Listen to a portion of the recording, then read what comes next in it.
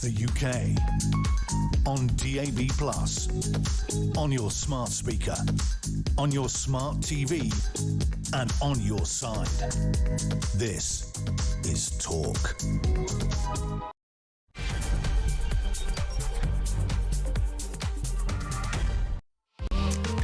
Hello and a very good evening to you. It is Petrie here with you through until 1 o'clock in the morning. And coming up is the phone-in at midnight. So we've got a full hour. And I want to talk to you about antisocial behaviour, because apparently, according to this report I have in front of me, antisocial behaviour incidents are down. So we're less antisocial. I don't believe that's true at all. Not on the same day where you hear that TfL, that's Transport for London, are going to be putting up posters to dissuade people from listening to their phones without headphones on. All of these things that really grind my gears, and I'm sure they do you as well. But I'd like to know about your area and why you think... Well, I don't believe that antisocial behaviour is on the decrease. I don't know who they asked, but clearly they seem to think that it is on the decrease. So lots of numbers and figures and thoughts about antisocial behaviour coming up. But I'd love to hear from you if you're out and about, if you've witnessed antisocial behaviour. Do you step in when you see antisocial behaviour, or are you, like me, too much of a coward? I just keep on moving. It's none of my business, I always think, because it is too scary. So I'd love to hear from you on that. So please do give me a call. 0344 499 1000. Calls are charged at the national rate, but we do call you straight back, so that it'll be absolutely fine. And you can text as well, put the word talk and then your message to 87222. So that's coming up at midnight. Before that, we have the fabulous Vincent Moss in the studio, former political editor, going through the newspapers. Johnny Hearn is here going through some films that I've never heard of. But apparently they're out and about at the moment. So he'll be talking about those. And Michelle Pollino, the gorgeous Michelle Pollino, joins us live from LA, where we'll be talking, of course, about the big story. The big story. And that is not reform, no. It's Taylor and Travis are engaged. So my cynical heart that thought it was all for show, prove wrong. They are getting married. So Michelle will have details on that and other stories live from LA. But first, let's turn our attention to something a little closer to home. And that is Angela Rayner, the Deputy Prime Minister. She's also the Housing Minister, and she has made it her pledge to make houses easier for us to get. She's going to build, not personally, but apparently, going to have built 1.5 million homes by the end of this political term. So she's got a few years to go. I don't think she's going to actually make that number. I'm absolutely certain of it anyway. But over the weekend, there were headlines over reports of a new house purchase. So the Deputy Prime Minister has bought a new apartment in Hove. Now, some people say that it is 800,000. Some people say it's 700,000, but still, it's quite chunky. I couldn't afford it. So she's bought this new apartment in Hove. It is her third property. She owns two. The third one she doesn't own, we do. And critics have called her to answer questions on where she pays council tax, because since April, English councils have been able to charge a hefty council tax premium on second homes. Now, to be fair to Angela Rayner, this wasn't her idea. I think this was Michael Gove's idea, actually. I think it went all the way back to Michael Gove. However, it's the optics, isn't it? It's the optics of this that don't look good. So she owns two. She lives in her Grace and Favour property, but nobody's mentioned the fourth property. I wonder if Ross Clark will. Ross Clark, columnist at the Sun newspaper, who I took inspiration from, Ross, on this story. It's good to see you. Good evening. Good evening. I seem to be having some problems with the cameras. I wish someone would explain to me what's going on. That would be nice. Technical issue, Ross, so I can't see you. I hope you can see me. Anyway, let's go on with this. Now, the fourth property that I say nobody's mentioned is her weekend manor house that she shares with Rachel Reeves.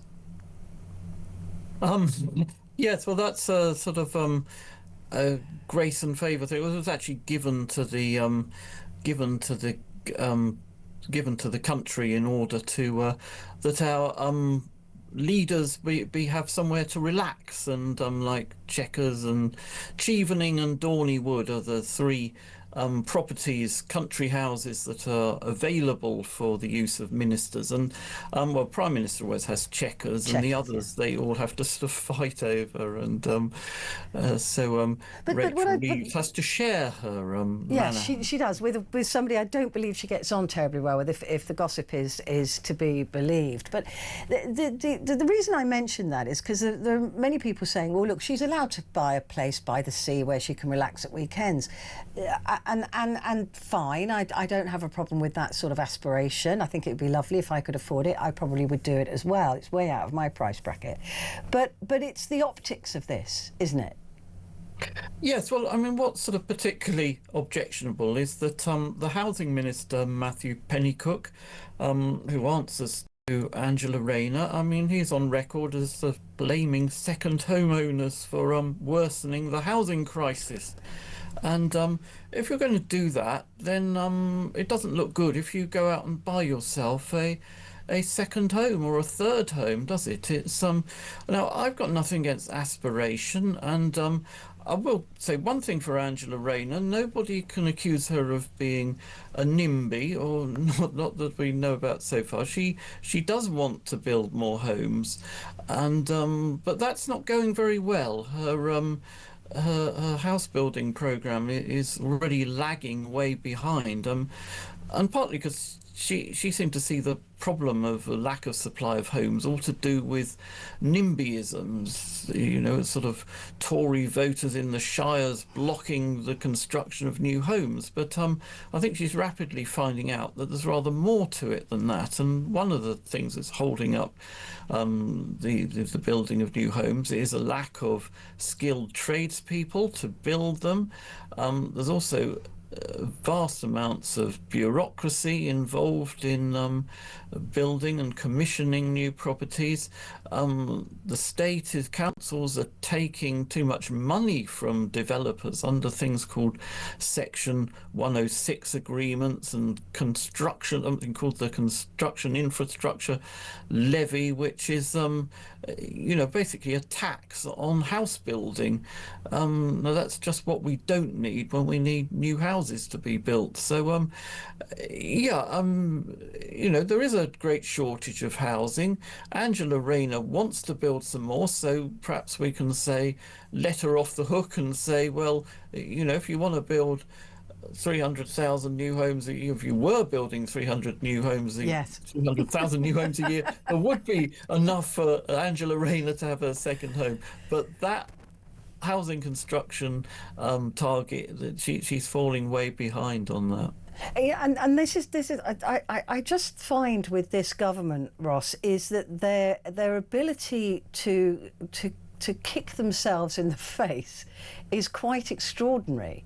From almost from day one, with the you know, free gear Kia, the free tickets, the let's not mention the winter fuel allowance. Let's not, you know, there seems to be an ability for this government to.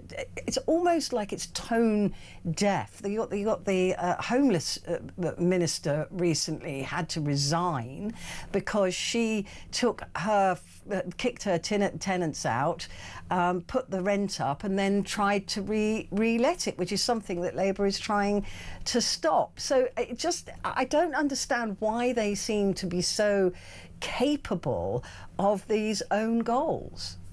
Yes, of course, when they were the opposition, they were all the first to pile in about Tory hypocrisy and so on, and you'd think they'd learn something from that, you know, if you're going to you know, campaign on that basis that your opponents are a bunch of sleazy scumbags, then you'd think, well, you'd get the message that you can't allow yourself to be caught out that way. But you know, one by one, these ministers do seem to be being caught out. And I mean, you know, the homelessness minister, that was extraordinary. And as you say, you know, terminated the tenancy. So her tenants had to leave the property, I think on the pretext she was going to sell it. And then suddenly it appears back on the housing market as advertised the rent 700,000 a month higher than the previous tenants had been paying. Now, that is something, as you say, the government is trying to ban through the Renters' Rights Act to, you know, stop landlords of jacking up the rent or evicting tenants, or you know, on the pretext of selling the property just to jack up the rent. I mean, that was simply illegal. But it's extraordinary, isn't it, Ross? I mean, I honestly, you couldn't, if you were writing a sketch show, you'd have those scripts returned to you. I mean, nobody would believe them. The images we're showing at the moment, and I did want to talk about these grace and favour properties, that is Chequers. And that is the Prime Minister out, obviously, a little bit of editing there, of him in front of Chequers. That is Chevening. That is David Lammy there with a big fish at Chevening, the Foreign Secretary. And we saw previous to that Angela Rayner and Rachel Reeves in front of Dorneywood. And one of the questions I wanted to ask you is, look, I appreciate that our senior elected officials probably need a smart place to take guests. Do they need 3? Do we need to be supporting 3 amazing mansions that we could only dream of even walking around to have a look at, rather than going there just for the weekend? And I don't mean, it's not just the Labour government, this is all governments. I think, has the time come that we just pare that down?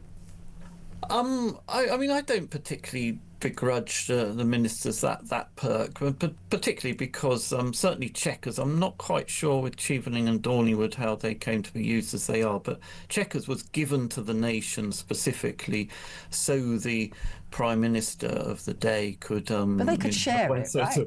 Rest and relax. They could share it a bit more. It's quite big. I think there's 1 or 2 bedrooms. Yeah.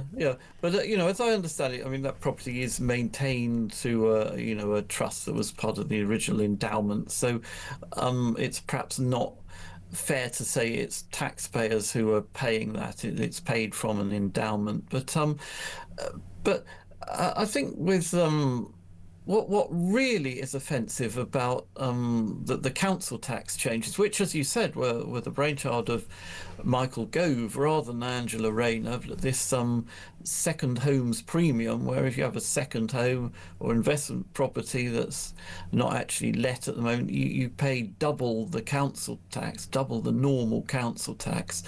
Now, MPs are allowed to claim council tax as part of their expenses, council tax on a second property. You know, if they need a pied-à-terre in London or a constituency home, they can claim the council tax on that second property. Now, when this second homes premium came in, the amount of expenses that MPs were allowed to claim for their homes was jacked up to cover this second homes premium. So, you know, the taxpayer is sort of bailing out the MPs. They're not having to pay that second homes premium, whereas anybody else who has a second home is being caught by this premium.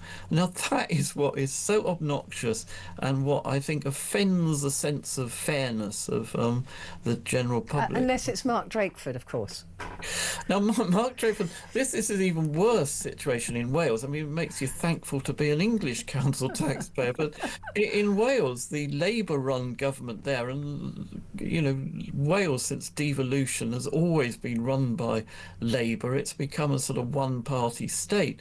Now, over there, they have introduced a treble council tax premium for second homes. So if you own a second home in Wales, you have to pay 4 times the council tax, up to Wow. 4 times. It depends on the council, their individual decision. Now, that also applies to holiday lets, which, unless they're let for 180 days a year, half the year, they're liable for this extraordinary council tax premium, which is destroying the tourist industry there. And now the Welsh government, bizarre, is bleating about not enough people going on holiday to Wales and spending money.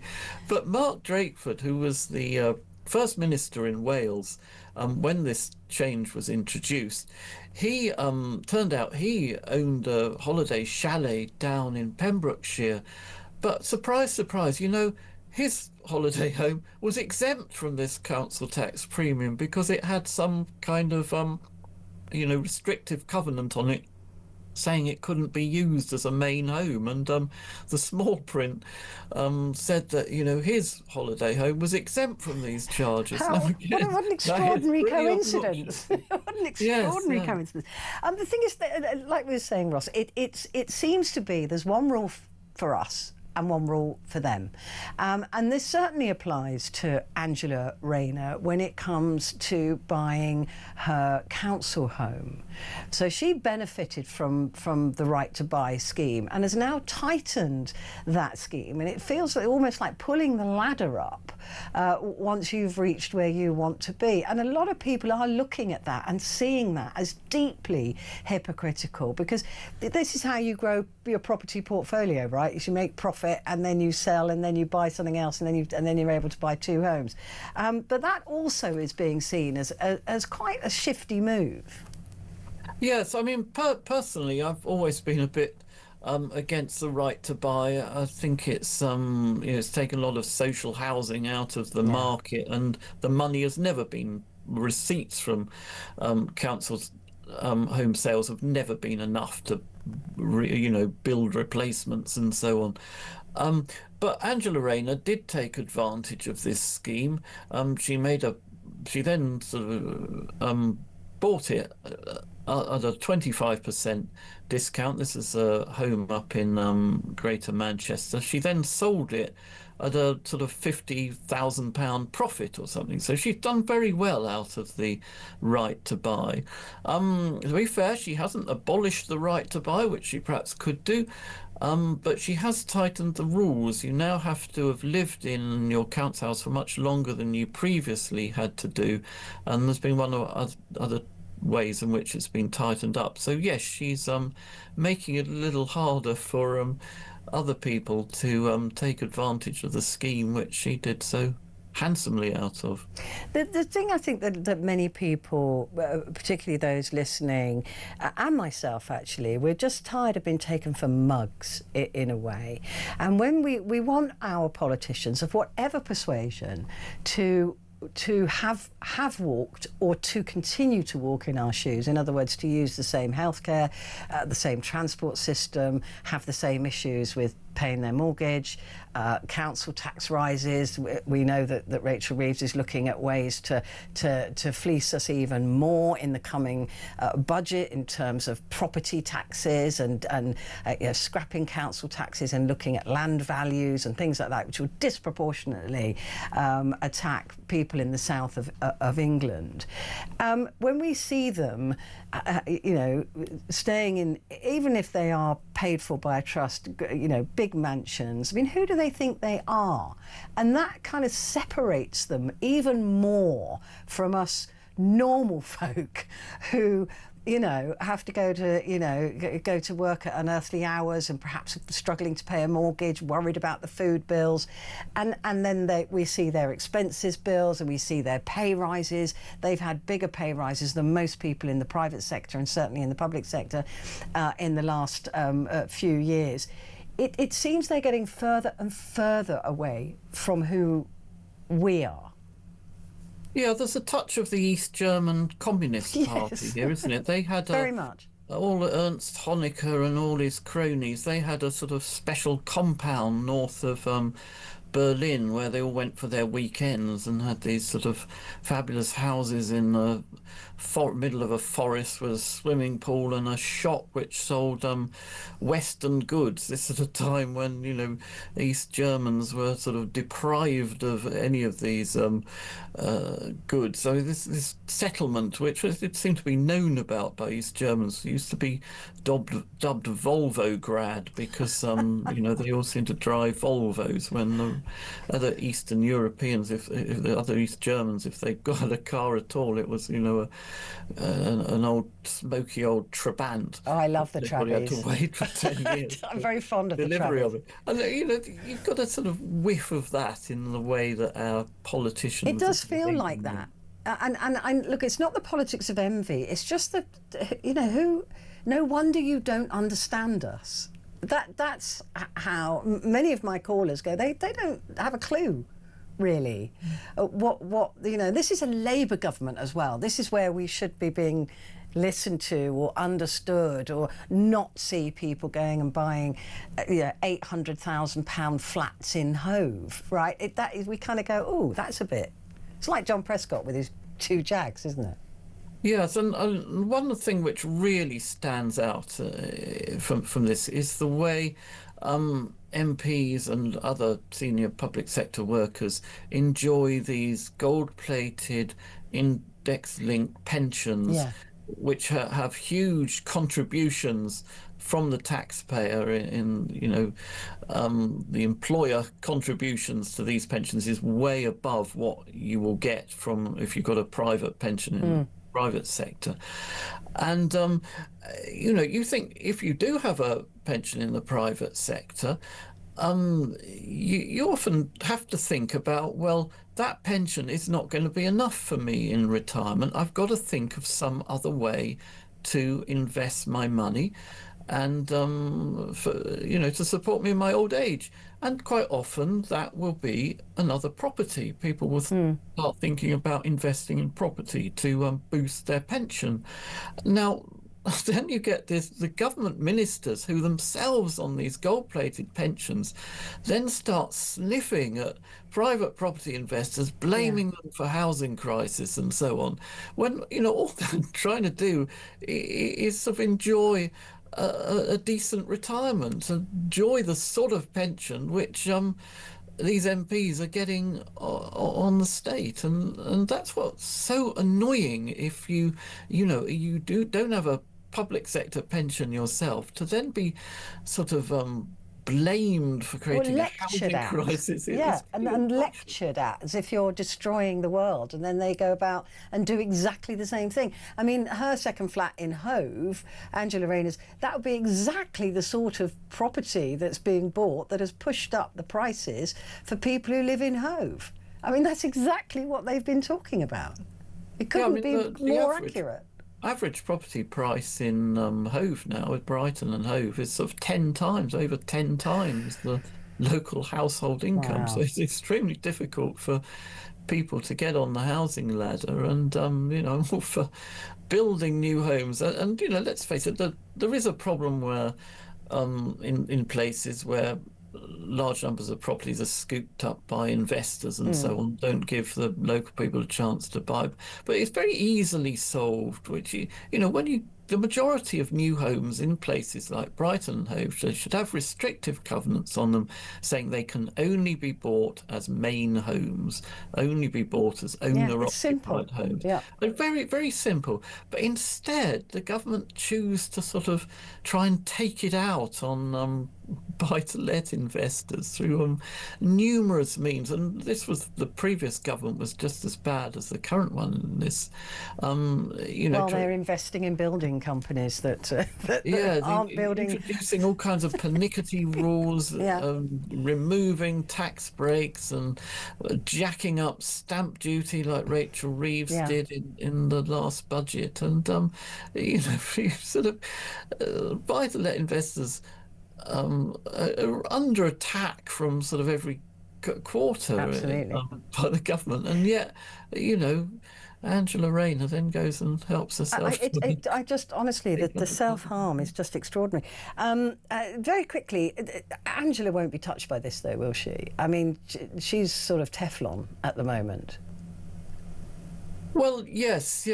She sort of benefits, doesn't she, from this sort of aura she creates of being the sort of working class woman who's Done good. done very well in life, and I'm all in favour of working class women doing well in life. But she uses it to her advantage, doesn't she, to sort of bat away. If you're critical of her in any way, then you're somehow against working class or women a misogynist doing well. Yes, or a misogynist.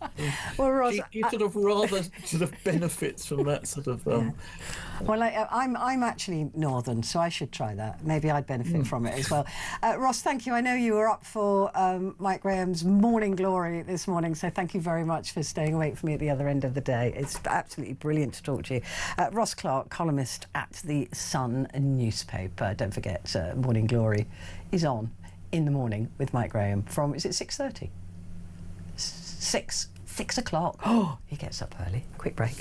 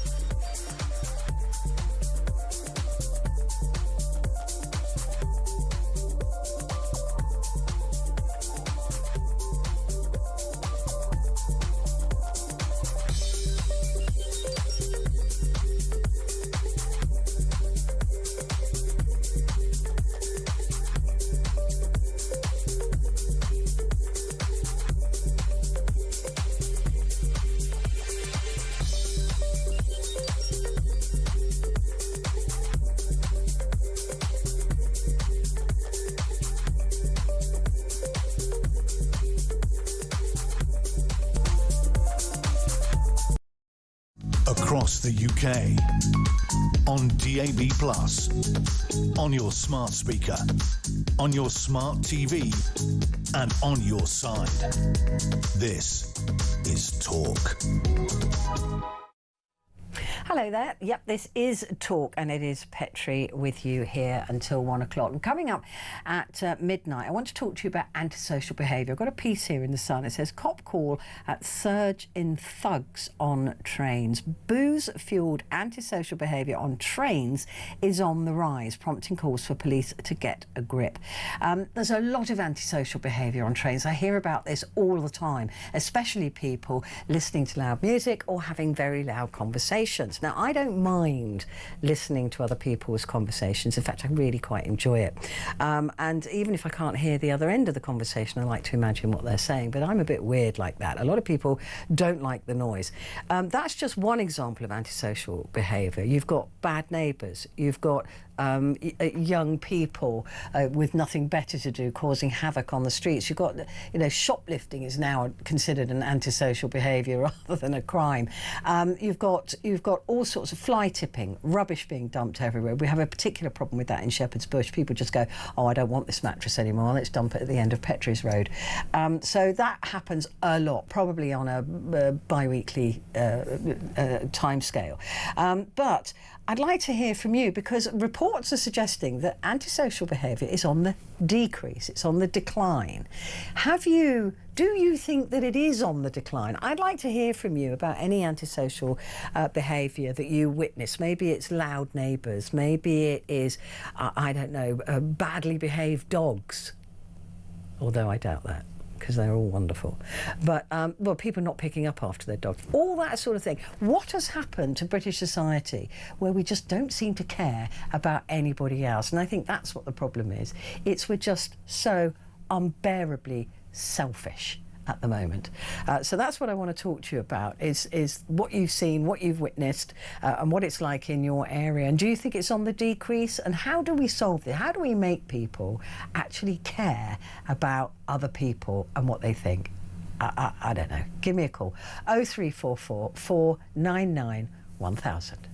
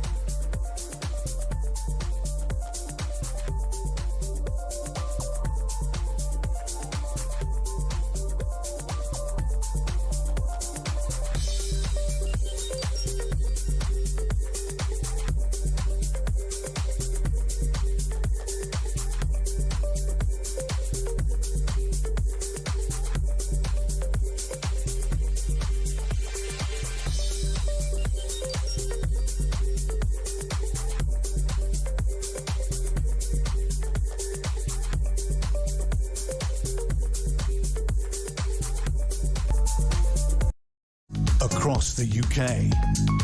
On DAB+, on your smart speaker, on your smart TV, and on your side. This is Talk. Hello, this is Talk, and it is Petrie. And just to let you know what is coming up, we have Johnny Hearn, who's going to be here in the studio to talk us through some films that I don't know anything about, so that'll be quite interesting.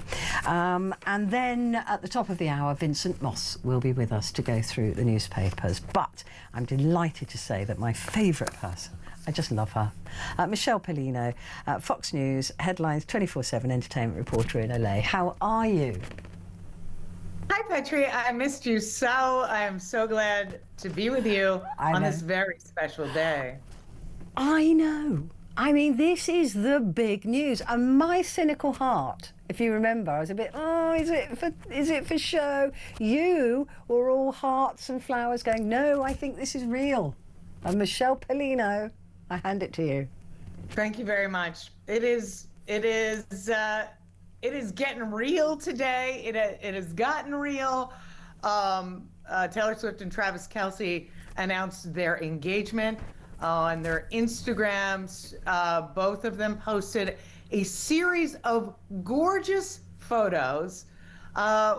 They're set in an English garden type of area with a beautiful rose-covered arch.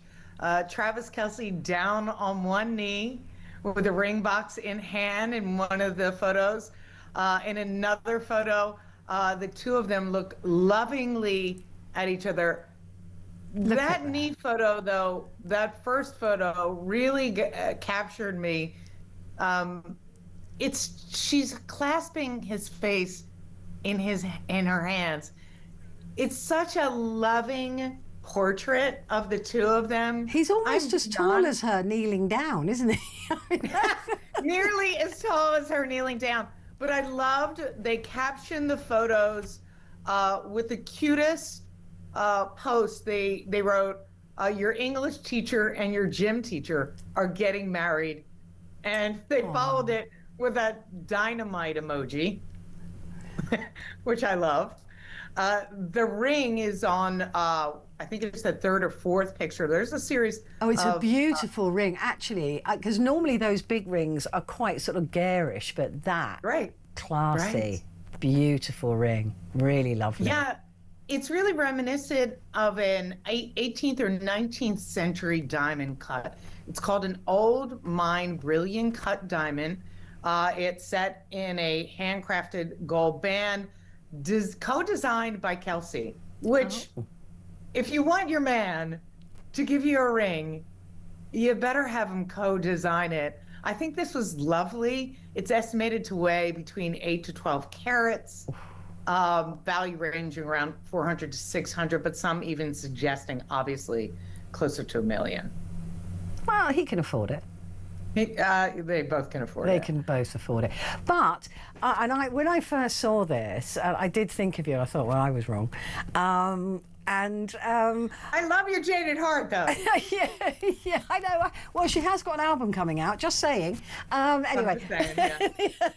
But the second person I thought about was Donald Trump. Because he does not like Taylor Swift. He has really taken against her for whatever. Well, she was a single lady with cats or something, wasn't she, at one point? And he's made some. He's definitely posted some really gross stuff about her. Which, a lot of people do not like. He posted, I think, during the run-up after she endorsed Kamala Harris. He literally declared, "I hate Taylor Swift." Which pathetic. But today, President Trump expressed well wishes for Taylor Swift and Travis Kelce's engagement, stating, "I wish them a lot of luck," and described both of them as great individuals. This was during a cabinet meeting today. So perhaps. Yeah, I don't think he meant it. I don't think it. You might not think. Listen, this is why we get along. I have an open heart. I believe people can change. Love can move mountains, even a mountain the size of Donald Trump. Yeah, this is why I love you, because you're so much nicer a person than I am. I have to sort of bask in your niceness and hope some of it rubs off on me. Look, this is a huge. I mean, this has broken the internet. These pictures of this, we can't. You know, I mean, a lot of people are going, well, what? Who cares? But actually, these are two. This has just solidified their A-list plus status, hasn't it? They're America's royals. Yeah. They are America's royals. I mean, there were sports press conferences today where they were actually talking not about the games, but about the engagement. Yeah. That's how important. The President of the United States said this in his cabinet meeting. That's how important this is. They are America's sweetheart. It's been an interesting journey because I do think, here's my take on it. You know, after her breakup with Joe Alwyn, the British actor, I think they were really in love. I think that was her soulmate. And we can have lots of soulmates, but they were very creative together. And I think he was very shy in the public. He did not want the kind of attention that Taylor Swift drew. And I think that led to a breakup. And it wasn't a good breakup, and she hooked up with Matt Healy, and that was nothing. And then here comes this guy. I think he's a little bit of a goofy guy, but he emanates just good times and love, is what I hear from everybody. Even Taylor Swift has said when he walks in, you know, he just makes everything fun. And I think he just wooed her from trying to hand her a friendship bracelet at Arrowhead Stadium in Kansas City after her concert, which was a major fail. But it didn't fail altogether because he talked about it on his New Heights podcast with his brother, Jason Kelsey, also a football player for the Philadelphia Eagles, my hometown. I just wanted to add that. And she heard that he tried to hand her a friendship bracelet and decided to go out with him. And that's how their love story began. I think it's beautiful. I'm so excited for the two of them. I think it's going to be a long marriage. Yeah, I mean, look, it's got a real feel-good about it, despite my cynicism. I'm happy to be proven wrong. What about Sydney Sweeney? Now, she's on the opposite scale of the Donald Trump love machine, I'm going to say. Yes, yeah, he adores her. Yes, he does like her, probably because she's a registered Republican, which we found out after her American Eagle jeans ad, which stirred up a lot of controversy. Oh, yeah, not half. And over here as well. Oh, interesting. Yes, because many people were offended because the concept is Sydney Sweeney's got great jeans, and she's wearing a pair of jeans. On the billboard, it said GENES, like genetics. Yeah. And then it's crossed out, and she writes jeans with a J. Many people saw that as a nod to white supremacy. Well, many others said they were reading too much into it. It's just about how pretty Sydney Sweeney is. And so it really, American Eagle stock, I think, doubled, tripled after that controversy. But it's still sticking with Sydney Sweeney because this past weekend she had a movie open up and it did not do well. Surprisingly did not do well because they called for a boycott of it, and it seemed to have worked. Only grabbed about $500,000. Wow. There's heightened tension in the States at the moment, isn't there? Yep. And you know, to do a jeans advert, just be a bit more thoughtful when you know, you're seeing deportation roundup, you're seeing DEI, right. You're seeing all sorts of heightened, you know, claims of racism, of you know, all of those things. The advertisers perhaps should have been a bit smarter in that regard and just thought, oh, could this be seen in that way. Yeah, I think there is a battle right now of narratives. Yeah, I really. really do. And especially with this whole Cracker Barrel follow-up to that ad, I think we're seeing it play out in corporate America more than anything. I never imagined it would play out like this, like just a simple redesign. Yeah. And people are going just bonkers. Well, and I suppose they're just, people are upset and they're just seeing, they're paranoid, and you can't really blame people at the moment for perhaps feeling that way, particularly if they come from a certain demographic, right? I mean, yes, exactly. I mean, I think yes, there's a tug of war between these two narratives. Can't you see, people are seeing it in a fear-based way, and then others are saying, this is not what this is about. This is not at all what this is about. So it's an interesting time. Yeah, it is. It's all about perception, isn't it? Although there's no question of perception with your next story, and that's South Park. They have played. Okay. They have played. They're going hard. They're going hard against President Trump. I have been amazed at this. I guess what I'm amazed at has been the restraint of President Trump, because I mean, they are making fun of everything about this president.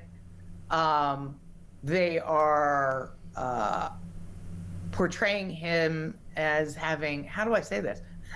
As having a small body parts and towns ravaged. As you can see, it's planes crashing into one another, which happened in the beginning of his presidency because there was some problems with air traffic control. I've seen restraint from this president, because it is not a kind portrait whatsoever in any way, and they are not stopping. No. They have the president in bed with Satan, and then Satan trying to break up with him through using ChatGPT. It's very funny. Their commentary and satire around ChatGPT is fantastic. I mean, look, they've never pulled punches, have they? And they're certainly not pulling punches now, but they're having to do fewer episodes, is that right? To sort of to try and catch up with all the stuff that Trump is doing. Because they want to put it all in the and Netflix is it, no, Paramount, isn't it, that's bought them? Yeah, Paramount Plus. Paramount Plus. They're giving them $1 billion, and they've said, do what you like. So, I mean, that's right. Why aren't they scared of being sued? It's an interesting, free speech. We have free speech here, and that's why they're not going to get sued. This is satire. This is commentary. This has always been a part of America. It's always been a part of our brand, and it's always led to just battles galore. But it's not. They cannot sue, and they know it, and that's why they continue to do it. And I think the less Trump says, the better off it is. Because we know it's hurting him. He'll be watching. No, we know it's bothering him. We cannot be fools. Who's taken this? I think who's taken this by the horns and kind of had some fun with it was JD, Vice President JD Vance, who is retweeting these and having loads of fun retweeting it. Wow, exactly. Michelle, always wonderful to see you. It really is, and I hope I get to see you soon. Michelle Pollino, fabulous woman that she is. Fox News headlines, 24/7 entertainment reporter in LA. Films next.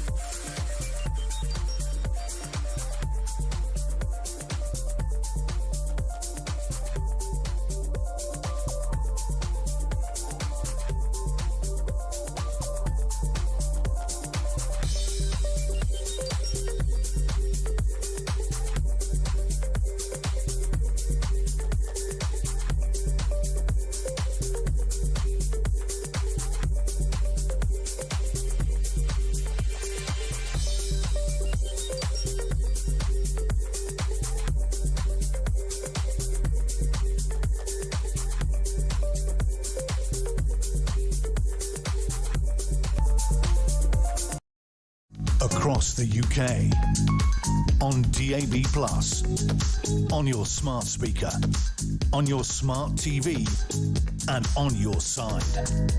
This is Talk. Hello there, this is Talk, and it is Petrie here with you, and with me, Johnny Hearn. Hello. Hello there, our filmmaker, broadcaster and talk film reporter. Don't know any of these. No? Okay. Well, that's the end of that then. Yeah. Right. For the most part, you're probably lucky. Right, okay. Unfortunately, I do. Oh, right. yeah, you do. Eddington. Yes, Eddington. Right, so this is what's been billed as a modern cowboy sort of western. I hate cowboys. Yeah, but it's not actually cowboys. It's sort of modern western. So it's written and directed by a guy called Ari Aster, who did a brilliant film called Midsummer a few years ago, which was a great film. And then he did Beau is Afraid, which was an awful movie with Joaquin Phoenix. We talked about it, I think, 2 years ago or a year ago. Anyway, so it's set in 2020 in this small town of Eddington in New Mexico.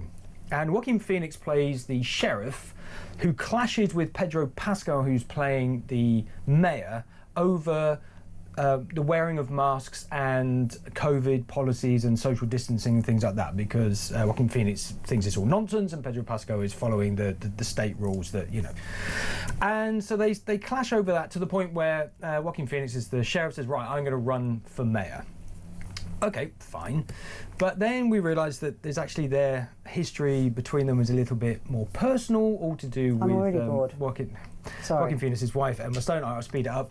And then into that, the whole Black Lives, for some inexplicable reason, the whole Black Lives Matter movement explodes across America and ends up people protesting in this small town in the middle of New Mexico, and that then, for some inexplicable reason, there's a lot of inexplicable reasons in this film, it prompts Joaquin Phoenix to take matters into his own hands to get rid of the mayor in order that he can become mayor, and it then sort of descends into this violent, bloody gun shoot. Should we listen to a clip? Let's have a look or a listen to this film, Eddington. Sure. I got a call into the office about a disturbance.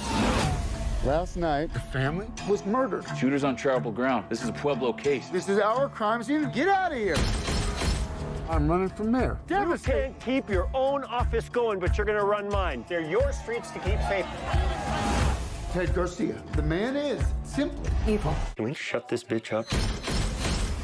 You want things simple and neat. There were some allegations made. Allegations like what? You were in his house. Well, here's a quote from you. Arm yourselves. I don't mean literal arms. I have motive, but we need evidence. People are going to be looking here now.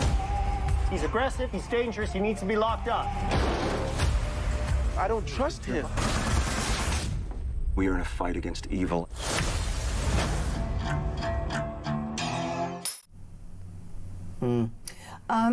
What a waste of two brilliant actors. Joaquin Phoenix is brilliant in this. Pedro Pascal is great, as he always is. But they're always great. Joaquin Phoenix is stunning. I mean, I was watching it thinking, this was the guy who played Joker, and he's playing something so completely different. And yeah, I mean, if you like Joaquin Phoenix, it's kind of almost worth watching it for him. It is 2.5 hours long, but it's rubbish. I have a little trivia question for you, a non-film related trivia question. What does the name Eddington, how does that relate to England as the creation of England as a nation? Do you know that? The name Eddington does ring a bell with me, but I can't think why. So Eddington, with one D, not two, is the modern name for Ethandune, which was the village in Wiltshire where in 878 King Alfred of Wessex defeated the Danes, the Viking invaders, and as a result became the first ever king of England. And I know that because I grew up in the village next to it. Oh, right, that's what Not that I have some great knowledge, I just grew up next to it. I thought you'd done some research. No, not at all. All right. OK, so that's a 15. It's 2 hours 28. Nah. The Life of Chuck. This is also a 15, but it's 1 hour 51, and it's in cinemas as well. Yes. Right. Oh, dear. Okay, the good thing about this film is it's not as long as Eddington. That is about as far as I can go with it. No. Okay, so this is it's a film that's an adaptation of a Stephen King short story. So it's about this character, Chuck Krantz, and it starts off, it's all told in reverse. So it starts off with Act 3, which is normally the end of the film. It's the end of Chuck Krantz's life. But actually it's not about him, it's about Chiwetel Ejiofor and Karen Gillan. Another great actor. Yeah, and Karen Gillan. Karen Gillan's a great actor as well. Who were a divorced couple, and weird things start happening around the world. The internet dies, there's all sort of natural disasters and whatever, but everywhere where they live, there are these posters for "Thanks Chuck for 39 great years" or whatever, but nobody knows who this Chuck Krantz is, and then the world ends, right? So that's Act 3, which is actually Act 1, but not the film, unfortunately. No. Then it goes to Act 2, which tells you who this guy Chuck is, and he's this sort of very boring accountant played by the very boring Tom Hiddleston, which immediately just was alarm bells for me because I just find him so boring. And pretty much the entire basis of the second act of this film is Tom Hiddleston is at a conference, he gets bored, he walks into the street and starts dancing to somebody who's playing the drums busking, and that's kind of about it for about 30 minutes. And then it cuts to Act 1, which is actually Act 3 because it's the end of the film, and it's about him as a kid, this young Chuck, and how he got interested in music and why he started dancing and that. Yeah, not everything that Stephen King wrote was good. No. Let's have a look or a listen to the trailer for The Life of Chuck. When you look up at the night sky, it can tell you stuff about your future. It won't lie to you. It's pure that way. But if you have heart, you have hope. And you have heart in you. Everything you've ever loved. Everything you see. Every year that you live, that world will get bigger and brighter. You fill the whole thing. It'll be a universe. Isn't that wonderful? Evidently not. No. Evidently not wonderful. No. I mean, it looks very nicely shot. It looks like it's trying to be something arty. Yes. But like I said, not every Stephen King was so prolific. I don't know if he's still around. He probably still is writing a book a day or something. So not all of them are good. And not all of them, therefore, can be adapted. I mean, you've got down here the good adaptations. For me, Misery and The Shawshank are two of the best films Absolutely. ever. Shining was good. Yeah, Pet Sematary. I had to speed that up because it freaked me out a bit. But Green Mile and it. But those are his sort of horrors, aren't they? Apart from Shawshank. I think I'll give that a swerve. It doesn't. Yeah, and people just go, oh, people like Stephen King, let's make a Stephen King movie. Unfortunately, that's how Hollywood is. Oh, it's Stephen King. Everybody knows who Stephen King is, so people will go and watch it because it's Stephen King, based on a Stephen King thing, even if it's so tenuously connected to something that he wrote. Because a lot of them, they're so far removed from the actual books that Stephen King quite often just disassociates. Yeah, it just has nothing to do with it. I was so bored watching this film, right? I checked my phone to see how long there was to go, and I didn't need a wee. Right? Now, oh no! That's how bored I was. Oh, I've got another half an hour of this. You do suffer for me. Oh, I suffered watching these two. What did you say, Sammy? He's still writing 1 or 2 books a year. So you can't. Nobody's got that much in him. No. Really? No. Stop it, Stephen. It's time to give it a break. The Ceremony. Right. Now this is something completely different in the Monty Python way. Now for something completely different. So this is a debut film from a Bradford writer-director called Jack King, and it's a very low-budget British film. And it's set in, starts off in a car wash in Bradford, where these 2 illegal immigrant workers working in this car wash, one is Romanian, one is Muslim, and struggling to, just earn a few quid in this car wash. When one of their colleagues is accused of stealing a Rolex watch out of one of the cars, he commits suicide, and they then have this dead body in the car wash. They don't know what to do with him, so they load him up because they're all illegal working there. They can't call the police, so they bundle him into the back of a van, drive him out to the Yorkshire Dales, and dig a grave for him to hide him. But in doing so, the two of them clash over the culture about what they should do with this body, and whether they should give him some ceremony or whether they should bury him or whatever they should do. And these two clash completely, but in doing so, being stuck in the middle of nowhere in this horrific weather, they actually do sort of form this interesting bond across cultures. So this does sound interesting, actually. Have we got time for the trailer? Let's just quickly play the trailer because we're running out of time. Hey, what's wrong? Sorry. Are you the manager? Yes. He's no manager here. I am manager. No manager here. Right, all I know, mate, is there were a Rolex watch in the glove box 5 minutes ago, and now it's not there. He can't do it. Hey, yes, sir. Telephone police. No paper. You understand? What do you want to do? We just put him somewhere and go. It's better for everybody. Trust me, it's better.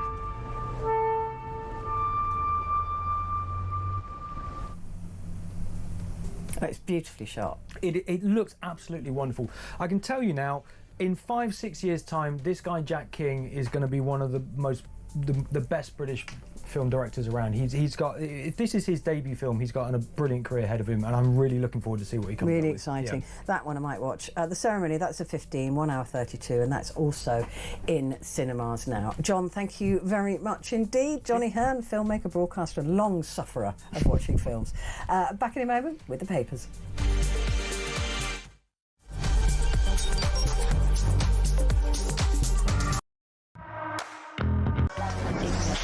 Five, 4, 3, 2, 1. Yay! 8722, start your message with the word talk. Who would you send to space and why? The person I would love to send to space would be Mr. Keir Starmer. And then I would tell the Galactic Empire that he was part of the Rebel Alliance and let them blow him away with the Death Star. No Brits was involved, no fingers could be pointed. You carry on taking the medication, George. Yes, I'd send all the Labour government to space with a one-way ticket and throw in the SNP for being useless. They're all a bunch of... Oh, all right, fair enough. One person, quite frankly, I think needs to go to space in a one-way journey is Jeremy Kyle. He goes on about his age one more time, how he's 60 this year, he was 59 last year, repetitively over the course of the weeks and months. We have to hear him, I'm 60 this year, I'm 60 this year. Richard Tice, did you put that cheeky bugger up to that? I'm hoping he's going to send me the invoice because that was absolutely brilliant. Which MP would you send to space? Oh, no, I'll get in terrible trouble if I answer that. But it's fair to say there's quite a long list. The sad thing is about sending people into space on a one-way ticket is I don't think that we've built a spaceship big enough to take the lunatics off this planet. I mean, from the net zero loonies to the transgender loonies to the racists to the terrorists, there is just so many to the wokerati. We need some big spaceships. Big spaceships. Good evening. I never know how you're going to start this conversation, Jeremy. Katy Perry went to space today, OK? Who would you send... I'd love her to say what I wanted to, but I'd never disrespect her. Who would you send to space who could never come back? Well, I'd be happy to send Ed Miliband to space, I think. Oh, that is an outrageous question, too. I'm not even going to answer that question. Sam Matterface, so you get the job, yeah? Go on. No, Sam Matterface, I tell you what, there's... Across the UK, on DAB+, on your smart speaker, on your smart TV, and on your side. This is Talk.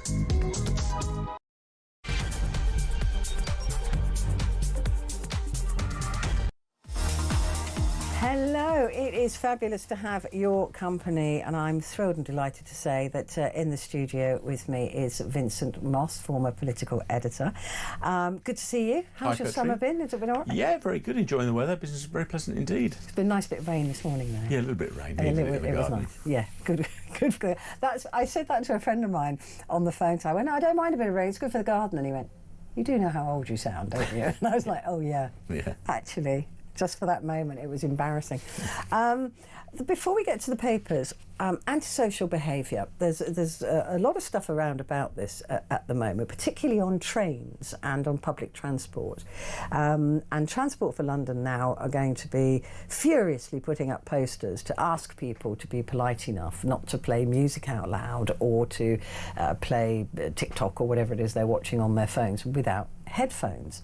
Do you think that antisocial behaviour is just now an everyday occurrence for most of us? Yes, I think pretty much sadly it is. It's not just the trains, the tubes, it's the buses, and people now just have acquired a habit of listening to music without earphones, but also carrying out phone conversations with their friends on speakers. Now maybe it's a generational thing, but it seems to happen. Everybody holds their phone exactly like that, don't they? All the time. I don't know why. It's hugely widespread, and I don't think the posters will change it. I mean, remember when TfL put up posters saying don't drink alcohol on the tube in the Boris Johnson era? That didn't seem to work, and I noticed near me they had the posters up there saying don't stare at people on the tube. They're quite how you'd ever... I noticed those posters seem to have disappeared as well, maybe to make way for these new posters about antisocial behaviour. But I think people are either just polite or they're antisocial in the way they travel on public transport. I don't think a posters are going to make a jot of difference. No, but people can be fined up to £1,000 apparently for noise disturbance, but obviously it's never policed.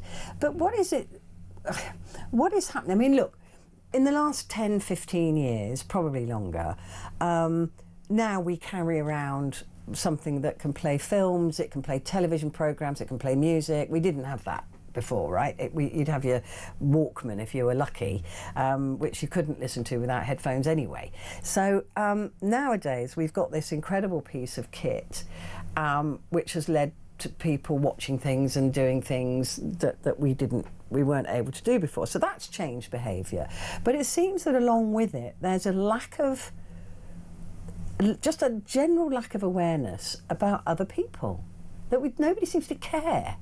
I wonder if this is going to disturb something. Like eating, a curry on the train or on the tube or on the bus. I mean, I've been sat next to people who it's stinky food, and you just think, come on. I just think people don't seem to care about that sort of thing, and they just do as they please. And certainly when it comes to listening to things, it's a bit of an extension of, in the summer you get a lot of people driving their cars with their stereo on full blast, and this seems to be a kind of extension of that. The bit I don't understand is when you're listening to stuff, you actually get a better experience when you're listening on headphones anyway. So it strikes me as a kind of a curious thing to do. It's almost as though some people are doing it to annoy people, because the experience and the sound would be better if you're listening to a movie or a song or even a conversation on headphones as opposed to out loud. But the fear I think most people have got, and I would certainly have on public transport, is people are very wary of saying to anybody, please can you turn it down or can you use headphones, because you don't know how those people will react. And I think that's frightening as if you're a transport guard or somebody who might take action, because even then we saw this with the people who push through the barriers at tube stations and train stations. They don't care, and also they're very worried about intervening because they don't know what they're going to end up with, and if that person attacks them, then it's not worth the trouble from their point of view. But that's what gives people carte blanche to behave any way they like. I mean, when I was a youngster, some years ago now, a sharp look from somebody, if I was misbehaving with my mates on a bus going into Banbury to the shopping centre, was enough to get us to sit down. You know, we were. There was a little bit of, I don't know. Well, I don't think it was respect. I think it was fear of some repercussion. Or the bus driver. I mean, in my day, the bus driver would stop the bus. Some do and shout at kids. But very few. Yeah. But I mean, some people seem to want to go for the full suite of things, so they may put their feet on the chairs, play music loudly, and be drinking alcohol where they're not supposed to on the bus, and it's almost a kind of challenging people to sort of looking for trouble. And I think, and you can sense that sometimes. So you think, well, you know, this is annoying, but this sort of person seems to be looking for a challenge, and if I do that, where's that going to end up? And I just think it's just not worth it. Exactly, they're too frightened. Should there be action against it? Absolutely, but it's very hard to see how that's going to come about. I don't know how we've gone from being known for being a very polite nation, right? You know, excuse me, thank you. If somebody bumps into me, I say, oh, I'm sorry.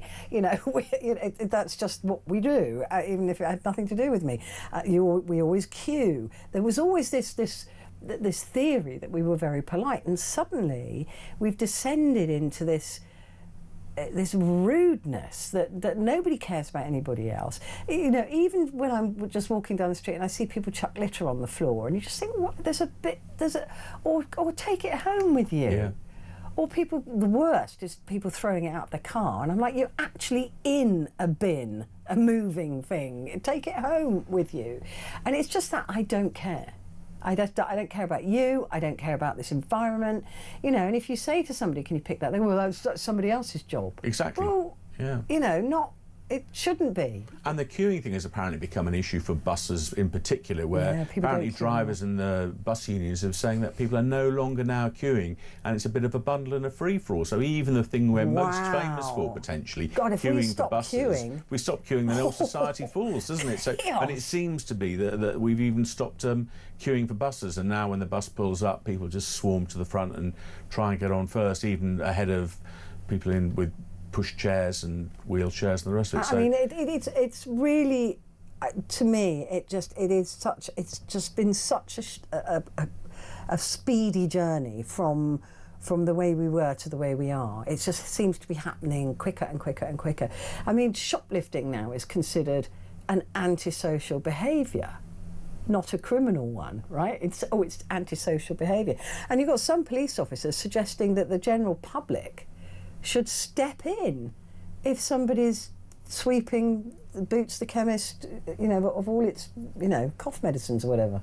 Surely that's their job, and it's very risky for members of the public. I'm not going to do that. No, exactly. I don't think anybody would. But it's also become not even like shoplifting. It's just an antisocial behaviour now. Well, it's also become almost a daily occurrence for some people who are literally going into Greggs and the like once or twice a day because that's where they're getting their food. So that's why some prolific shoplifters have got 200, 300, 400 potential convictions. So until you take, they think the police seem to think a lot of the shoplifting is committed by a small minority of persistent offenders, and you've got to really deal with those people because it puts the cost up for everybody else. That's what expands, isn't it? If everybody else sees that shoplifters, that nothing happens to them, and I think that's the same with people playing music on the bus, nothing happened, so I'll do it next time. People being rude, nothing happens, so and that's what's sort of expanding this whole societal sickness, if you like, because nobody cares. Very much so. It's why am I playing by the rules and spending my hard-earned money when nobody else is? When nobody else. So when maybe there's no guard at the station,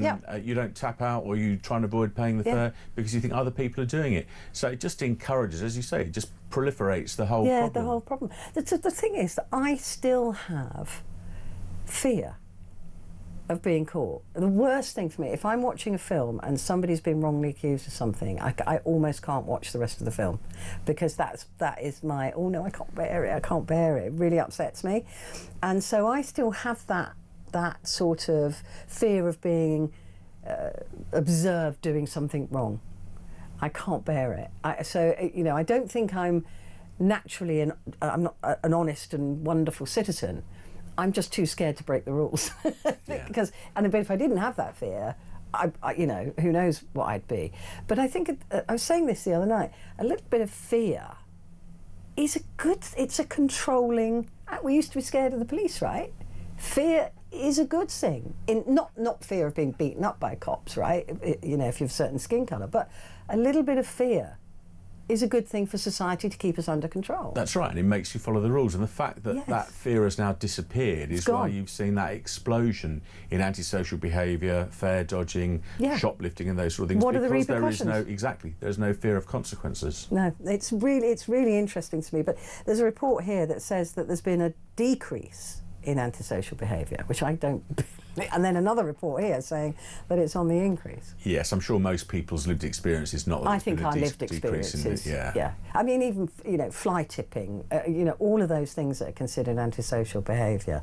I just think we've turned into a horrible, rude nation. Yeah, unfortunately. Yeah. Yeah, and we can't even blame anybody else for it, especially if we're no longer queuing at buses. Yes. Outrageous. Let's have a look at the papers. The Miami Herald is our American paper.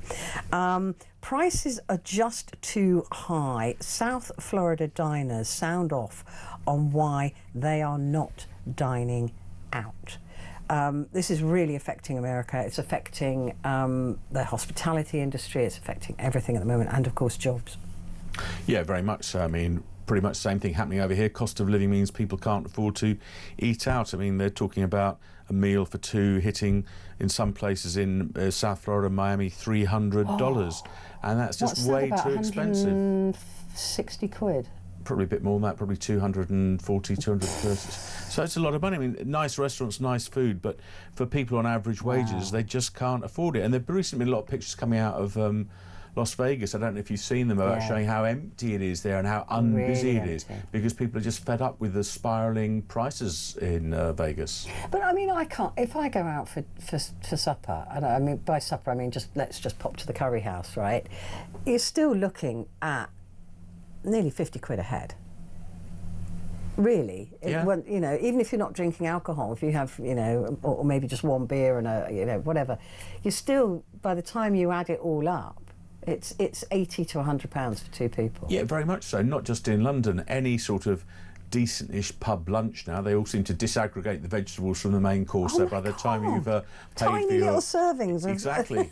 So yes, even a pub lunch, a traditional sort of pub lunch, you're probably looking at sort of £30–40 a person. But by the time you've added on service and you say you've had a drink, you start to be nudging £100 for a meal for two, and people just can't afford that. It is a lot. People are going out less or not at all. I mean, what my friends in hospitality tell me is that people they used to see once a fortnight, they see once every couple of months, and the people they used to see sort of every week maybe just come in once a month, so that even the people who are using hospitality are just going out a lot less often. Yeah, there's been a lot of job losses in hospitality in this country, and it looks, I mean, of course, in America as well, they're dealing with tariffs on food as well and things like that. They're coming in fresh foods from Canada and from Mexico. And higher service charges, although a lot of English restaurants, I was in one the other day where the service charges now hit 20%, which of course is pretty standard in a lot of American restaurants. Yeah, I mean, and also a lot of the servers there, they depend on tips. Yeah. That is their income, isn't it? That is the major part of their income, and if people are not going in, their basic salary is, if they're only helping two covers a night, they're not making the tips that they need to make their rent. It's really worrying. The other story is that FEMA staff warn that Trump's policies could lead to Katrina-like disaster. This is employees at the Federal Emergency Management Agency, and this is because Donald Trump's decided to not fund FEMA disaster help in the same way as it was before. Yeah, a real problem. I mean, Trump's doing this across the board in many places, and these FEMA employees have outlined their concerns in a letter saying that they're worried about the future, and they hope they're warning that it will be in time to prevent not only another sort of national catastrophe like Hurricane Katrina, but effectively the sort of breakup of FEMA itself, which would leave obviously American people at sort of great risk when disasters hit. So it's all very well sort of saving money and abolishing these things, but you find out... Well, we saw it with the Texas floods, didn't we? Very much so, yeah. And the problem with that is the reason they didn't rush to help people is because there had to be a sign-off on anything more than, I think, $100,000 by Kristi Noem. She had to sign it off personally, and she wasn't available or something. So that whole weekend went by, and nobody really went to help from FEMA. And all these there were emergency services. There were other people who went to do it, but the national, services that are meant to kick in didn't. No. And that is horrifying.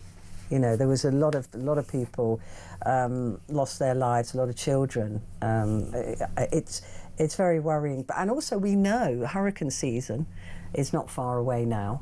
And we know that causes an awful lot of problems. I cover them every year, even on this programme, because they're such big news.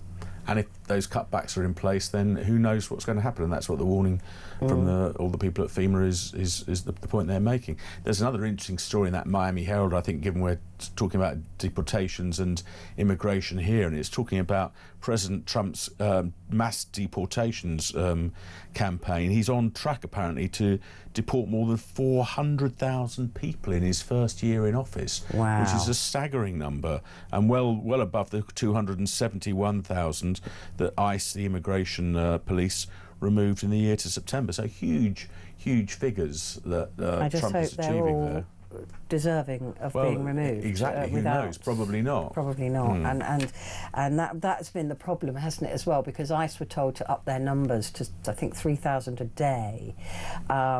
And there wasn't any nod to make sure there are 3,000 murderers that you're picking up a day, and that's why ICE has been sweeping in and picking up gardeners and going to court where people are going to have their papers stamped and arresting them and deporting them. Yeah, it's very unlikely they're all the people who should be going, but as you say, the numbers of the demand to hit those numbers is such that it's about the numbers. Huge amounts of people. Yeah, it's about the numbers. You know, history will tell us whether it's the right thing to do or not. Let's take a quick break and then we'll have a look at the UK papers.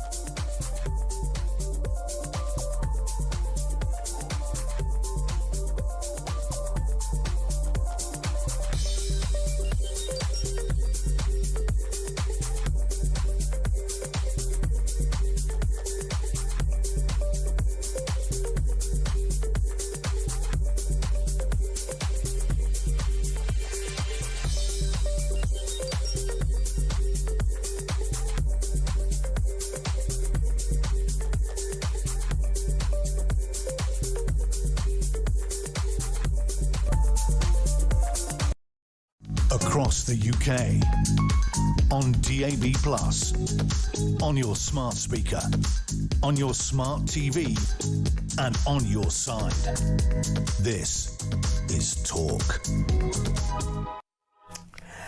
This is Talk, and it is Petrie, and with me is Vincent Moss, and we're looking at the papers for Wednesday. Now, the Sun newspaper, and I called this, and I called it because I know my colleagues at the Sun. The front page of the Sun is the biggest story. I forget Nigel Farage. Nigel Farage has got a flag at the top of the Sun newspaper. This is Taylor Swift getting engaged to Travis Kelce. Well, in a pretty bleak world at the moment, it's just a lovely story, isn't it? It's a lovely story. And as I think you said earlier, it's broken the internet. She's a global star. He's a global star. Yeah. Lovely pictures, huge rock as you'd expect of an engagement ring. It's a really pretty ring, actually. And some lovely pictures to go with it. So it's a fantastic story and will be running for days and days and days. As people have said, though, because of course she writes so much about romance and things, I mean, perish that they ever break up one day, because imagine the songs that will come out of that. So I know you wouldn't want to go out with a songwriter. No, it's not a good idea.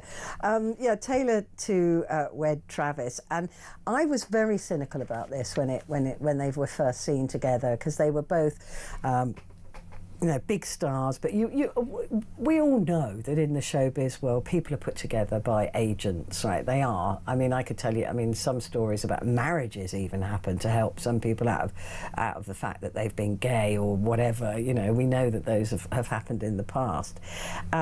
So it's all. I always look at these with a bit of cynicism, and I'm afraid I did at these two. So, but it is nice to be proved wrong, because they do actually seem like a really sweet pair, and it's just like you said, in this grim old world, it's a sweet story. Yeah, and it's a great picture story. It is. It's a lovely picture, and there are loads more pictures, and they obviously really love each other, because they're always, despite their busy schedules, always flying halfway around the world to see each other and support each other at various events. So great story, and well worth the front page, I think. Well worth, and they say more amazing engagement pictures, see pages 2 and 3. So there you go. Let's have a look at the Daily Mail. Again, they've got a picture. I think all of them will have Taylor Swift and Kelce. Yeah, they are. Because it is the big story. Whether you like it or not, folks, that is the story. Not quite such a flattering picture of Angela Rayner at the top of that picture, though. Of the Daily Mail. No, they've reused the picture of her in a little dinghy off the coast down at Brighton, where there's a big furore, isn't there? Because she's apparently bought a flat in Hove near Brighton for about £700,000-800,000, which has caused great consternation. Yeah, I mean, again, I was talking to Ross Clark from The Sun earlier and just saying, it's the optics. I've never known a party so capable of kicking itself in the face. I mean, you had the homeless minister, what was it, last week or the week before, had to resign because she basically made people homeless and then put the rent up by £700 a month and put her flat back on the market and had to quit over it. I mean, at least it was a decent thing that she did. But you just think, do any of them think before they do anything? Well, I think the homeless minister one was really appalling, and she did the right thing and she quit. She did. That was remarkable. That was terrible.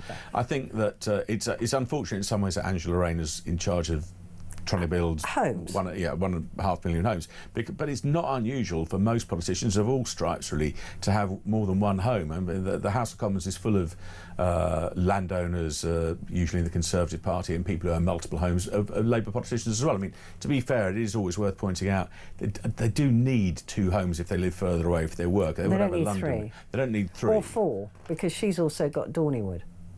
Yes, Grace and Favour homes. Yeah. Well, they would say the Grace and Favour homes, and then I'm sorry, look, if I had a house like that I was allowed to use at weekends, I would consider that as one of my homes. Yes, you probably would be using that a lot. I would be using that. I think the flat that she has, the ministerial flat in Admiralty House, they've always given those flats to ministers and they need them for entertaining or working long hours and the rest of it. I don't have a huge problem with that.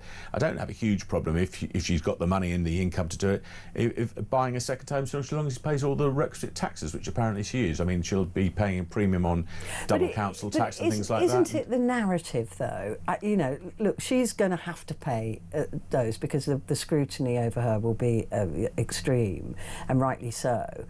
But the narrative of this is, you know, all these second homeowners are pushing up the prices for locals that can't afford, you know, and properties in Hove are 10 times what the average salary is in that area. And she's just swept in and bought a 3-bedroom flat for £700,000-800,000, which is a lot of money. And you know, it's what it looks like is just as important as what it actually is.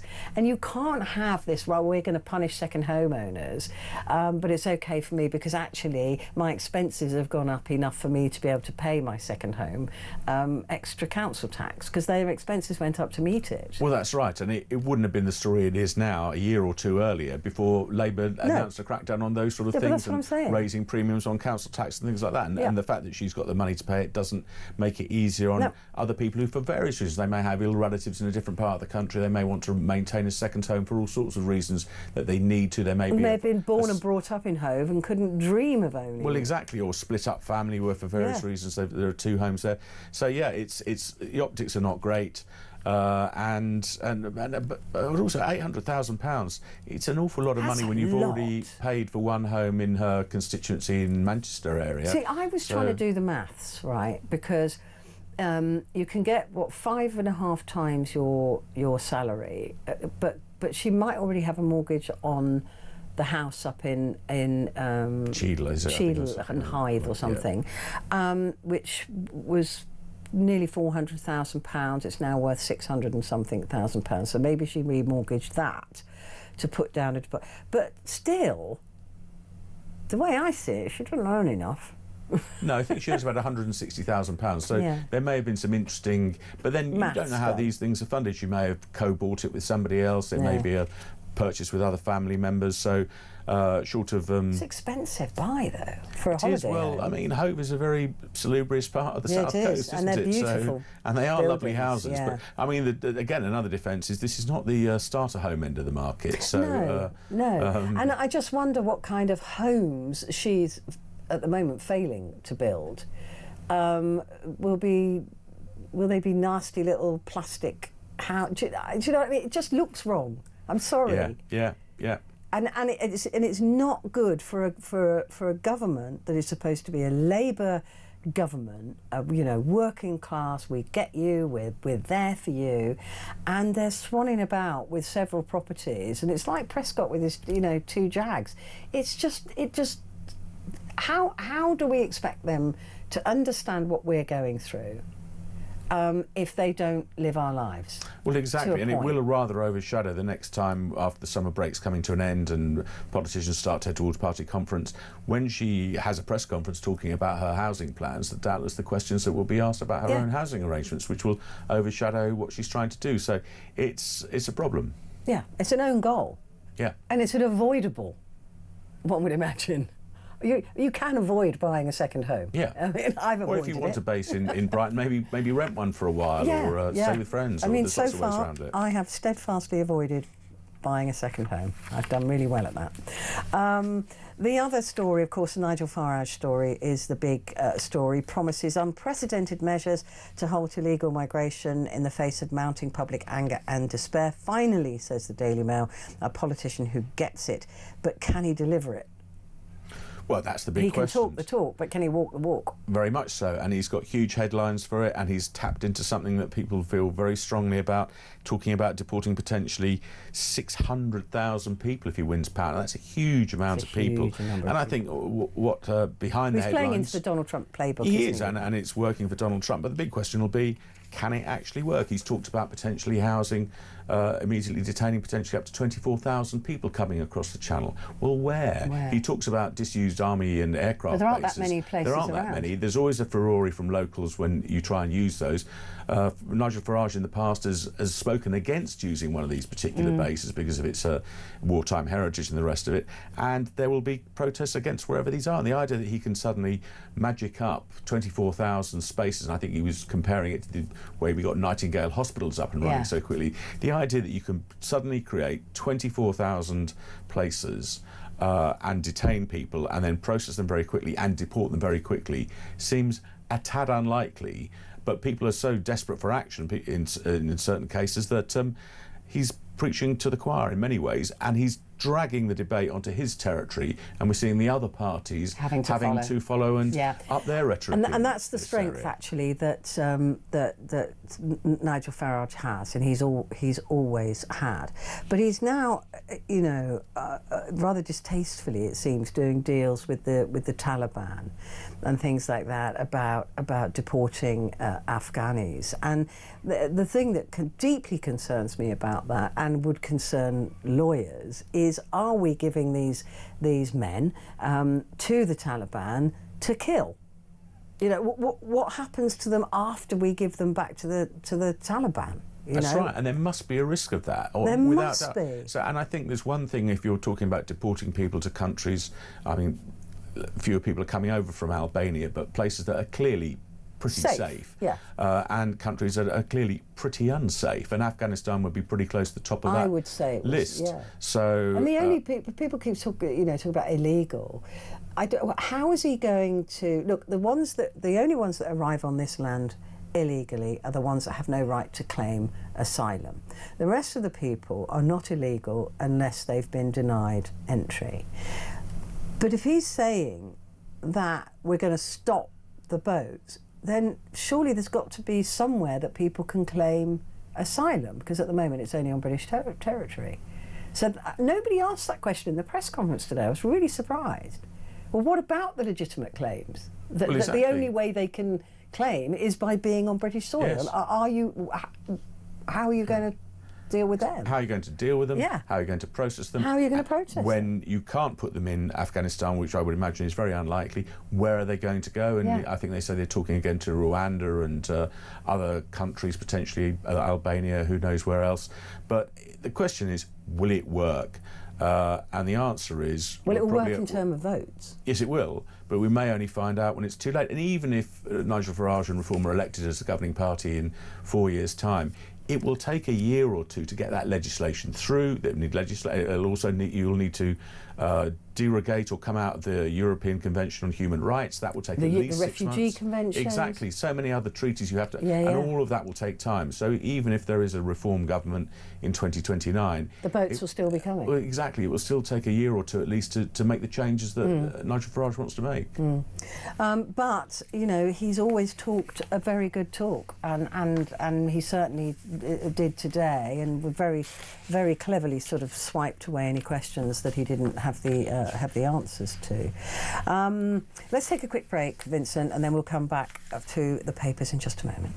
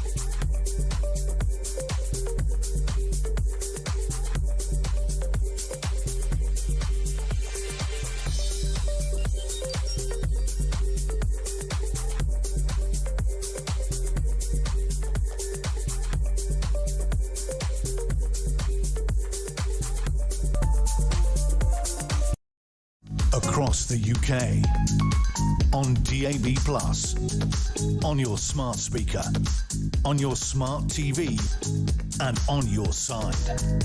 This is Talk.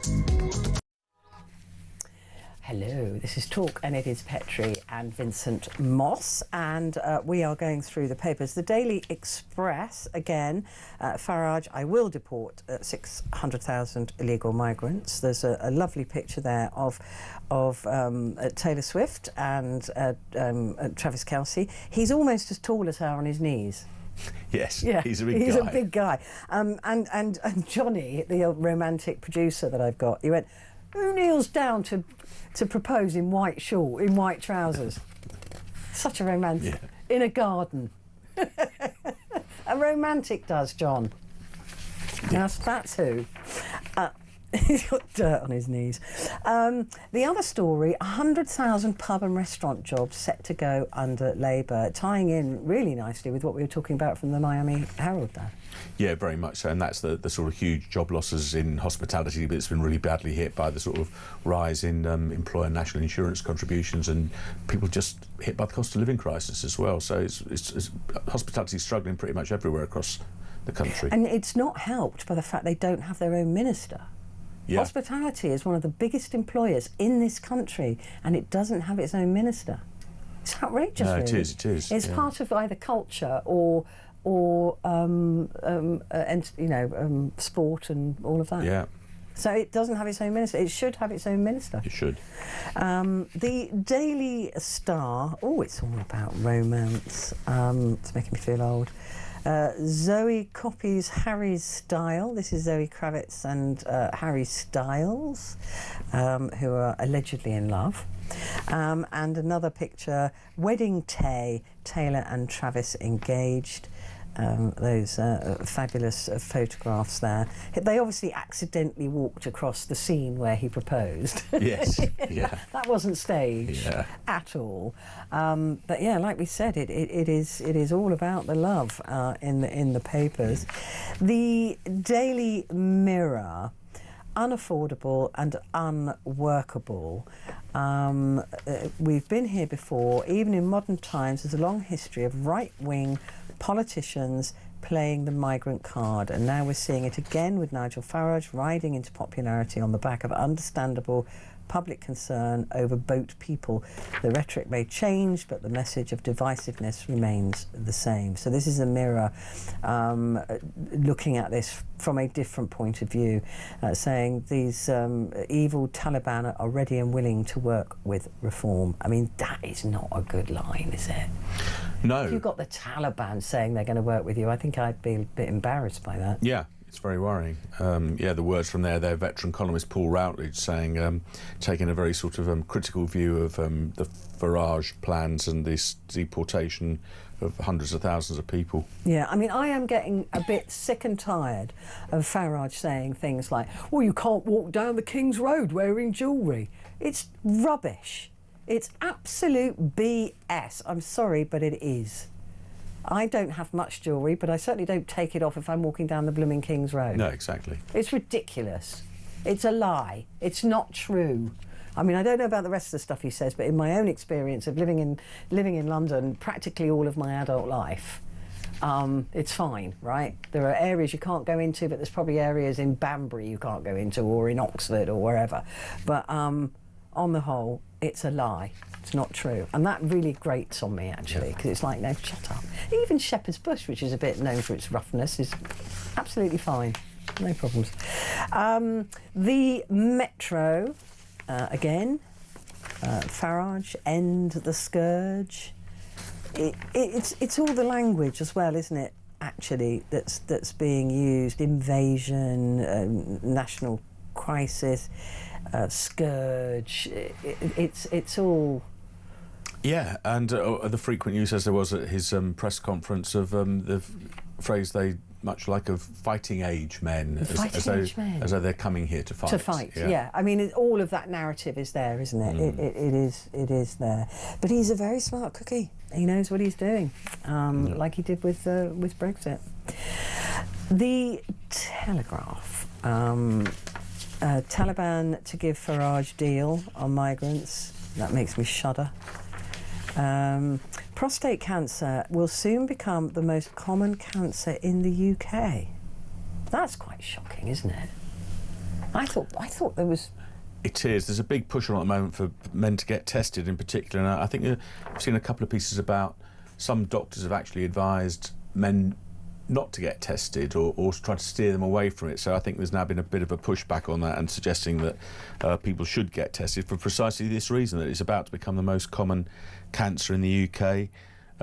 Within the next 15 years, according to current trends, it will overtake breast cancer as the most commonly diagnosed cancer in the UK. That is really scary, especially when it's such an avoidable cancer. It's a survivable cancer, you know. That is heartbreaking, actually. And you know, men have really got to I think women are more proactive with their own health, and I think men have got to start thinking, if I don't do this, no one's going to do it for me. No, exactly. Right, I've got to go and... Or they get pushed by a wife or a partner to go. Life. Exactly. Yeah, exactly. But yes, I think it doesesn't help that... I've pushed callers to do it. Yeah, it's everybody needs to do it, and some people need a nudge, but nobody wants to find out they've got it. And simple blood test now as well. You don't even have to have the embarrassing test. Yeah. But even if you did, it's nothing. I mean, I suppose as women, again, we're used to those. I think one of the problems that tests. doctors of why they've been reticent is because the production of false positives, and they see some doctors, and I know friends of mine have been to doctors and been gently persuaded that they don't necessarily need to have this test, but that's all the more reason for people should be asking I mean, for it. I think you have the test. I mean, there's been a lot of talk about breast cancers as well, and you know, some women having some lumps removed, and actually the doctors are saying that there are some lumps that actually should stay there, that they're not going to cause a problem, and it's more risky sometimes to have them removed than it is to leave them where they are. Having said that, if I had a lump, I'd want it gone. Yeah. And I think everybody would say, no, just take it away, please. But that is a shame, because prostate cancer is completely survivable if it's caught in time. I noticed that on Virgin this week, I think Dermot Murnaghan is going to be on with Chris Evans on Thursday. And I think Dermot's just been diagnosed with prostate cancer. And he is honestly one of the nicest men in the industry. He really is a sweetheart. I was really quite shocked about that. And again, it's one of those things where you go, oh, if only you'd got tested. And I think he's quite far along on that, sadly. But it's just one of those things where you think, if you got tested earlier, it's just entirely survivable. And that actually is heartbreaking. Imagine being, and especially you men listening at the moment, imagining having to tell your wife or your children or your mum that you've got stage 4 prostate cancer, and them knowing that if you've just got a test, you'd be 100% fine. That is heartbreaking, right? Awful. I've lost people to prostate cancer, so I know what I'm talking about.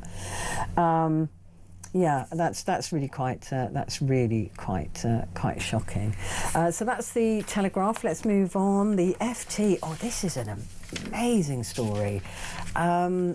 Trump has just sacked the chair of the Federal Reserve, or had them removed. Now, this isn't the person that sets the interest rates. This is a woman, and it's really, a lot of people are now saying, well, nobody will have any faith in what the Fed says anymore if he puts in a Trump person, because he wants interest rates lowered. Yeah. But it's a panel that decides that.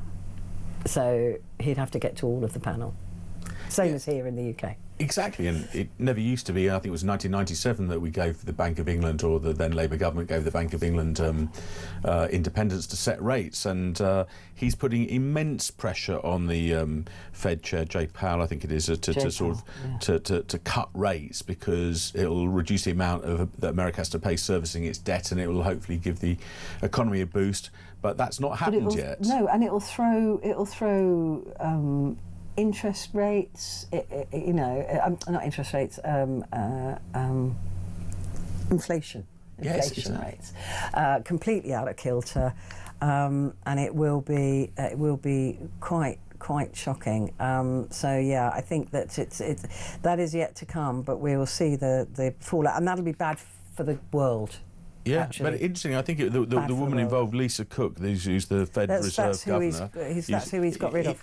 She says that he hasn't got the power to sack her. So, but he has. He's just said, right, I want her gone. Yeah. And she also happens to be a black woman. And I mention that because a lot of the towns he's going on, or the cities he's going after at the moment, have got black mayors, black leaders. I'm just saying that as a coincidence, maybe. But yeah, she's Lisa Cook. Yeah, he wants her gone, and she's not the person who will make the decisions. No. So, but she is the person that tries to pull them all together to get a consensus. So you have the chair there who will say, right, everybody, what do you think? Like we do on the Bank of England. Yeah, but as you said, how could anybody have any confidence in the rate setting there if it's just going to be a bunch of political appointees by the president? Well, it's like the employment numbers. I mean, those non-farm and farm figures are some of the most important figures in the world for setting finances. When I was a financial journalist, we were always waiting for those employment numbers to come in. Is it the non-farm? Is it the farm? Right, we've got the non-farming numbers in, and it was stop the press. America's non-farm numbers are in, it was so important for everything, and now there's no belief in that either. No, because he shoots the messenger all the time. Yeah, exactly. Sacked him. Quick break. We'll be back in a moment.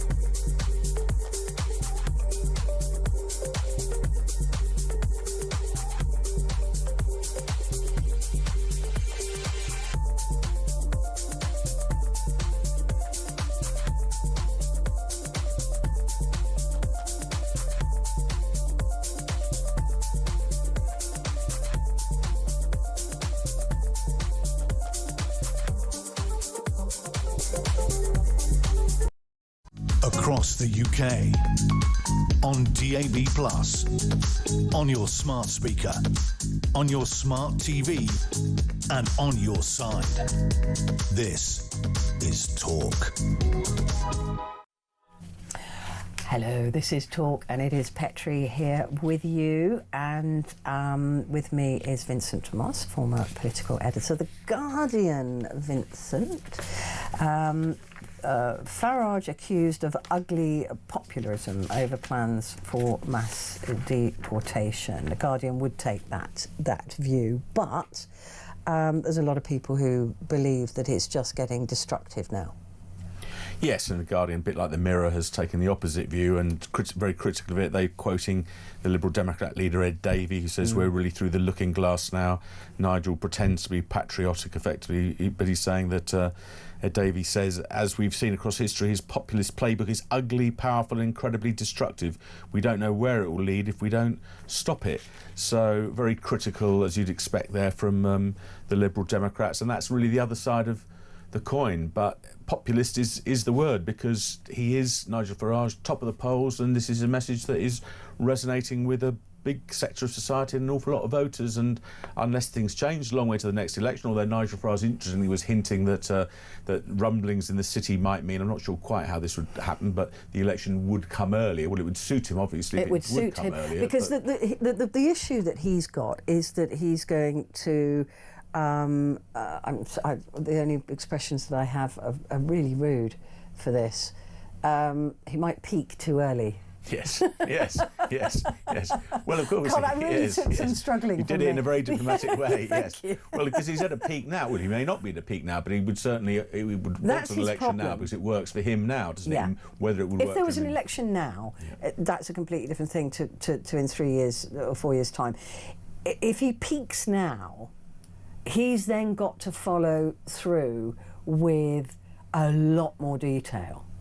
And that's where he's going to fall down, because as we know, there isn't detail. There wasn't with Brexit, and there isn't going to be with these mass deportations. No, that's right. Once you start to dig down into where will they go, how will you sort out the wheat from the chaff?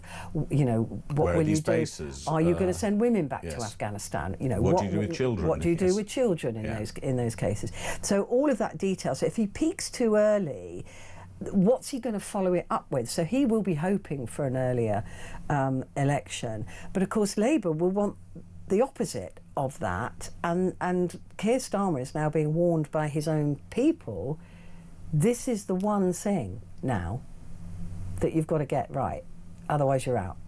Yes, there's no doubt. I think they're out anyway. Yeah, Labour's hoping that the economy will improve dramatically. I don't think people care about the economy as much as this. But that's why, interestingly, the quotes from Number 10 spokespeople today didn't seem to be ruling out the idea of sending people back to Afghanistan, because they're so worried about immigration and migrants as an issue that they feel they have to keep travelling towards reform and that message.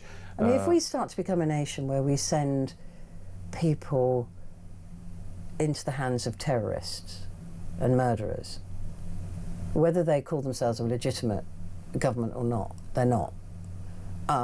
There's certainly not been any election that I'm aware of. And the way they treat women is absolutely beyond disgusting, and they treat anyone with difference is disgusting. If we become that country, I just can't bear it. Well, Nigel Farage and the reform message is something's got to be done, and we can't be the world's policeman, and he seems to be prepared to think that's a price worth paying to get migrants under control. I mean, that certainly isn't a safe third country, is it? No, it's not. And it may be that those plans are trimmed and changed, and it may be that a third country is found, but we're a long way off that. The document today was only, I think, about 3.5 pages. There's an awful lot of unanswered questions. But again, maybe with a populist message, people don't really need the detail. They may just think that the headlines are enough. That's the truth. They don't really need the detail. But what's also interesting is that his plan is almost identical to another plan that was put forward by somebody else, and I'm struggling to remember the name, which was for 47 billion, and his plan is only 10 billion. And when he was asked about that, how come your plan is 10 billion when it's identical to the 50 billion? And he went, because we're really good at maths. but then swept it away. Because his plan does involve an awful lot of upfront costs, because if you're going to create these 24,000 places where you're going to keep migrants and you're going to contain them, they're going to have to be staffed, secure sites, up and running. So there's a lot of upfront costs, even if his plan were to work. And they'll need to be fed, and they'll need to be have medicine and medical care and clothes and things like that. You can't just shove them in a hole in the ground, as much as a lot of people might want to. The UN has called for justice over killings in the Gaza war. I mean, this bombing of the Nasser hospital. It reaches even just when you think it can't get any worse, it reaches a new low, doesn't it? Yeah, very much so, particularly in this case with the Nasser hospital, the idea that the Israeli Defence Forces went back a second time, which The Guardian refers to as a double-tap strike, which killed journalists working for Reuters, Associated Press and Al Jazeera, and first responders as well, apparently. So because this is it's a technique. You bomb something first. Journalists and first responders rush towards that to record it and to help people, and then you bomb it again. Yeah, and it's a technique, though, started by terrorists. By terrorists. So that's what we're saying. Yeah. And this summer was likely to be the hottest ever in the UK. So there you go. It's over now, though. Nearly over. The summer's over. Getting the last dregs of it, aren't we, hopefully? Yeah. We've got a few minutes. Have you found anything? Because all the other stories are pretty much the same. You've got the idea of what's coming up.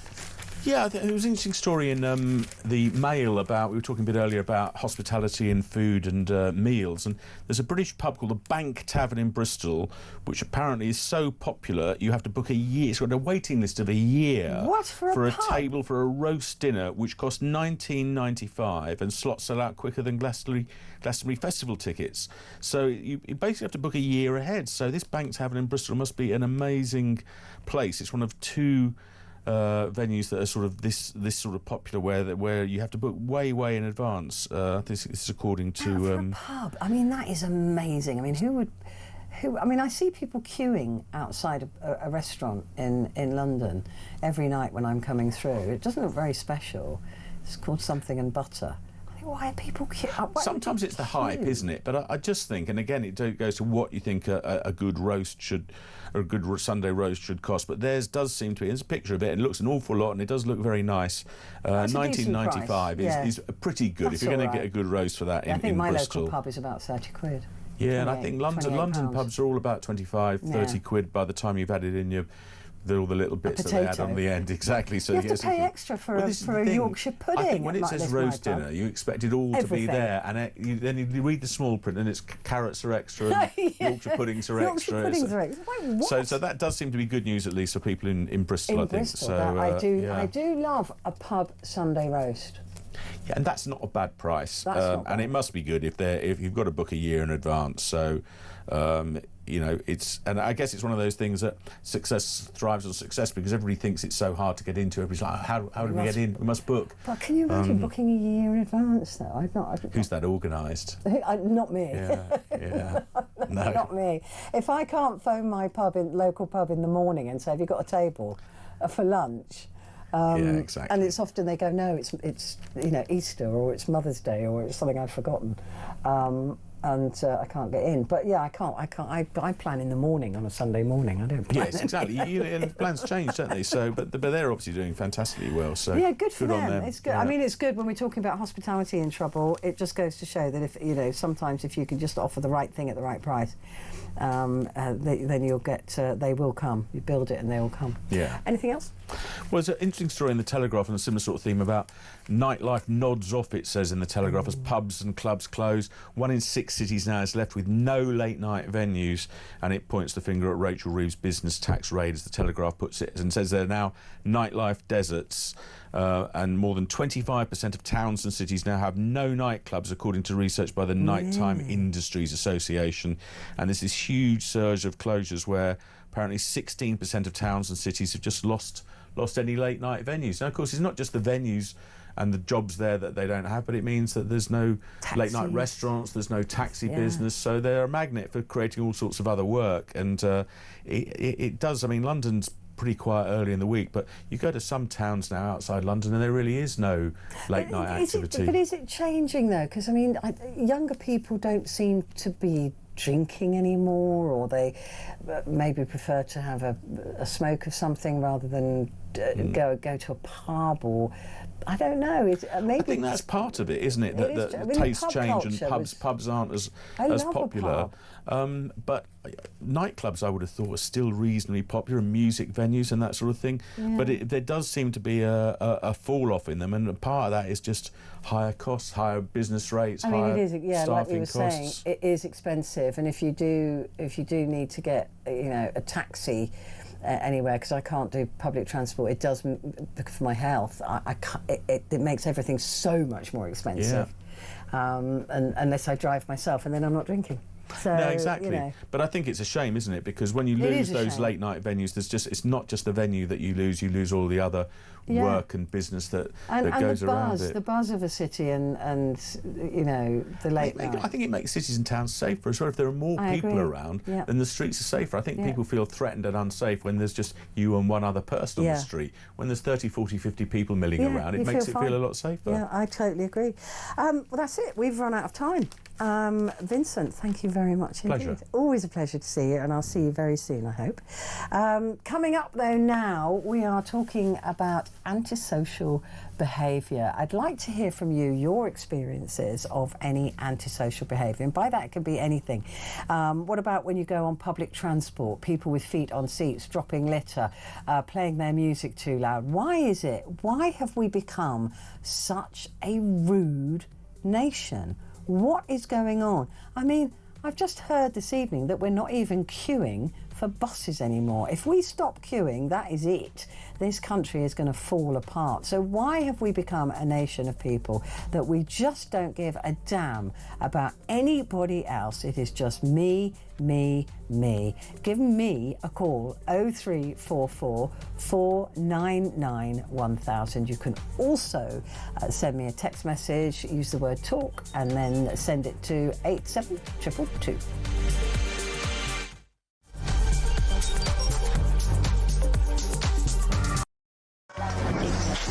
5, 4, 3, 2, 1.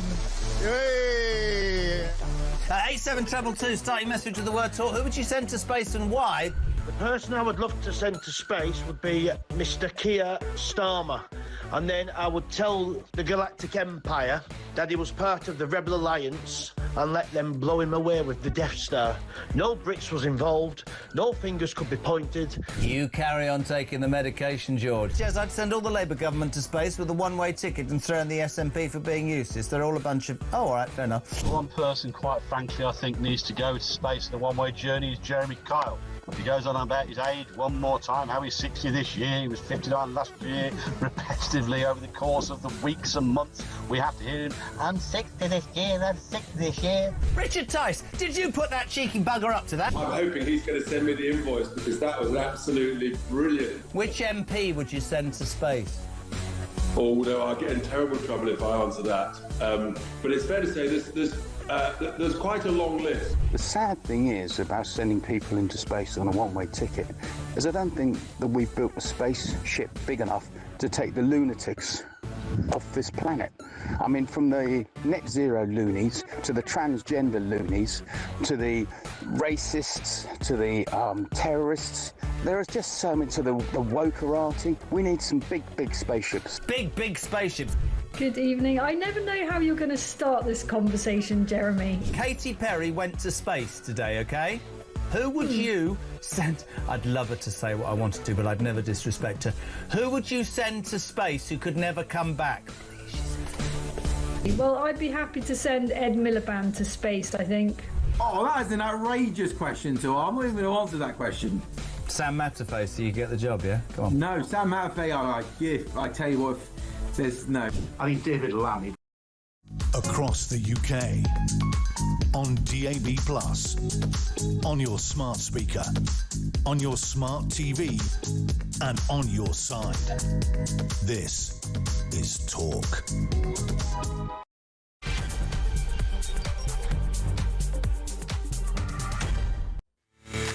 Well, hello, and a very good morning to you. It is Petrie here with you, and for the next hour, this is yours. It's all over to you. This is your phone in, your chance to have your say. As usual, I need your experiences. I want to hear your stories.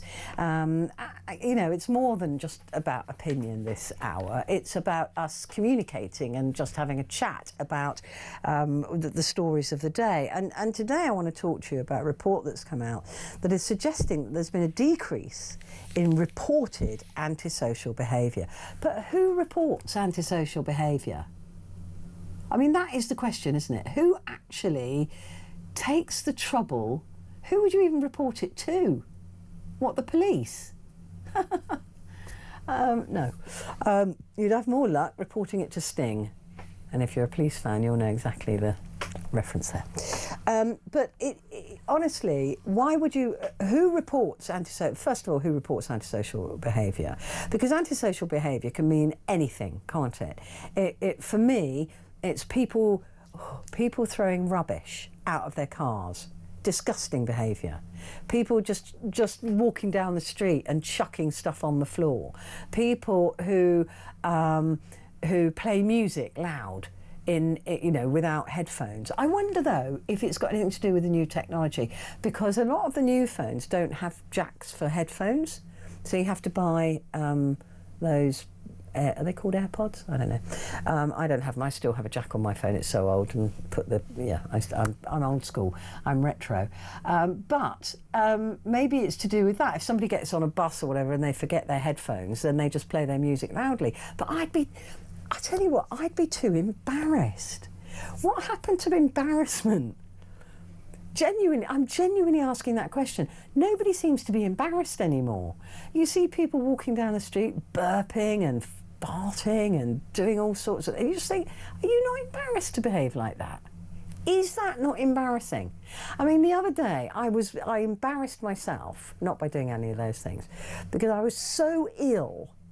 It was when I lost my voice on a Saturday morning, and I had to go. I'd already spoken to my specialist, and they said, right, get down to your chemist. We've got some drugs waiting for you, right? So I then thought, I can't be bothered getting dressed properly. I can't. So I put my Ugg boots on. I put on a denim shirt dress thing to the knees, and then my parka, the fishtail parka, and just put that on and left the house. And as I was walking down the street, I thought, oh my God, I must look like an absolute mess. I was so embarrassed. But nobody seems to be embarrassed anymore. Why don't you do you still get embarrassed? I'd be too embarrassed to play my music loud. I'd be embarrassed that people were looking at me. I'd be embarrassed at eating smelly food on a bus. I'd be embarrassed at pushing in front of an old person. Do you know what I mean? I think maybe that's the thing that's gone. It's just occurred to me. It's my embarrassment that keeps me in check, and a little bit of fear. I mean, I don't actually care what most people think of me. I mean, you can send me as many hateful messages as you like. Couldn't give a damn. But it's probably because I can't see you. But if I did something in public, I would feel embarrassed by that. I would think, oh no, that's not socially acceptable. I shouldn't behave like that. That's embarrassing behaviour. It's the same reason that I prefer to get completely drunk at home and not out on the streets. It's the same reason why I didn't go out of the house for a long time, because when I was first diagnosed with MS, I fell over all the time and I looked like an absolute idiot. Now that was my MS. That was a genuine health horribleness, where my legs would just give way before I got on the right drugs, and that was embarrassing. It was so embarrassing because you can't explain it to people, and you've got your food falling all over the floor. So embarrassment for me, I think, is what keeps us in check. I don't think people feel embarrassed anymore. I think people's behaviour is unchecked. That society watching us is no longer keeping us behaving in a way that we should. Maybe it's not. Give me a call. It's just occurred to me that that's why I apparently behave reasonably well when I'm out in public, because I'm too embarrassed not to. Why aren't people embarrassed anymore? Why is antisocial behaviour so acceptable now? Why is it okay to just burp while you're walking down? Why is that okay? Why is it okay to just to cough without putting your hand over your mouth? Why is it okay just to not think about anybody else? I don't know what's happened to society, but this is the rot. Because there's no embarrassment, there's no fear, there's nothing. We don't care anymore what anybody thinks, and we're proud of it. We're proud of our nasty, horrible behaviour. Give me a call. Tell me why you think it is that society is completely unbearable. I mean, you know I've got quite a low opinion of humanity as a species. I think we've had our time and really, frankly, should be got rid of by whatever alien deems that necessary. I'm with you all the way. Because we haven't evolved. We've devolved. We used to be polite. We used to have a reputation in Britain of being polite. You know, the queues and if somebody bumps into you and you say sorry. Oh, I'm so sorry. Even though it wasn't you that did it.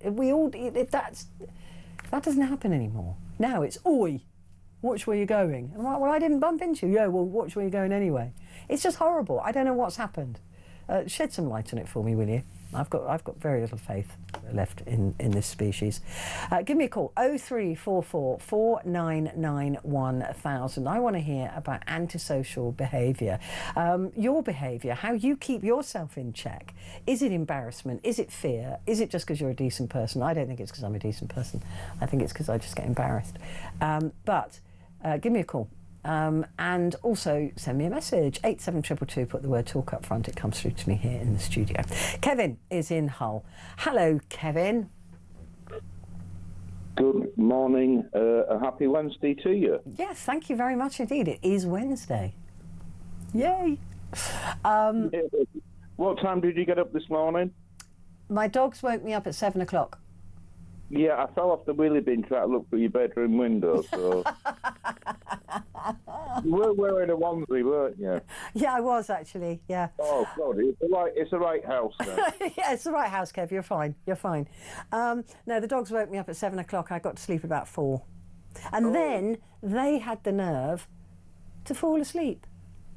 Yeah, oh, they do? Yeah, snoring. They do. Yeah, a bit like grandchildren. It's nice, isn't it? It's joyful. Oh, wonderful. What about antisocial behaviour, Kevin? What's going on? Do we just not know how to be embarrassed anymore? I'll be honest with you. As you know, on your records, I live in Hull. And I don't know if I'm getting old. I'm 59. But I go to a local beer off in an afternoon, and especially when the kids are at school, there's like 5 or 6 of them outside the off licence, but they're all hooded up as though they want to join the SAS. You know, and then we got these really fast electric bikes. Oh yeah, they're antisocial.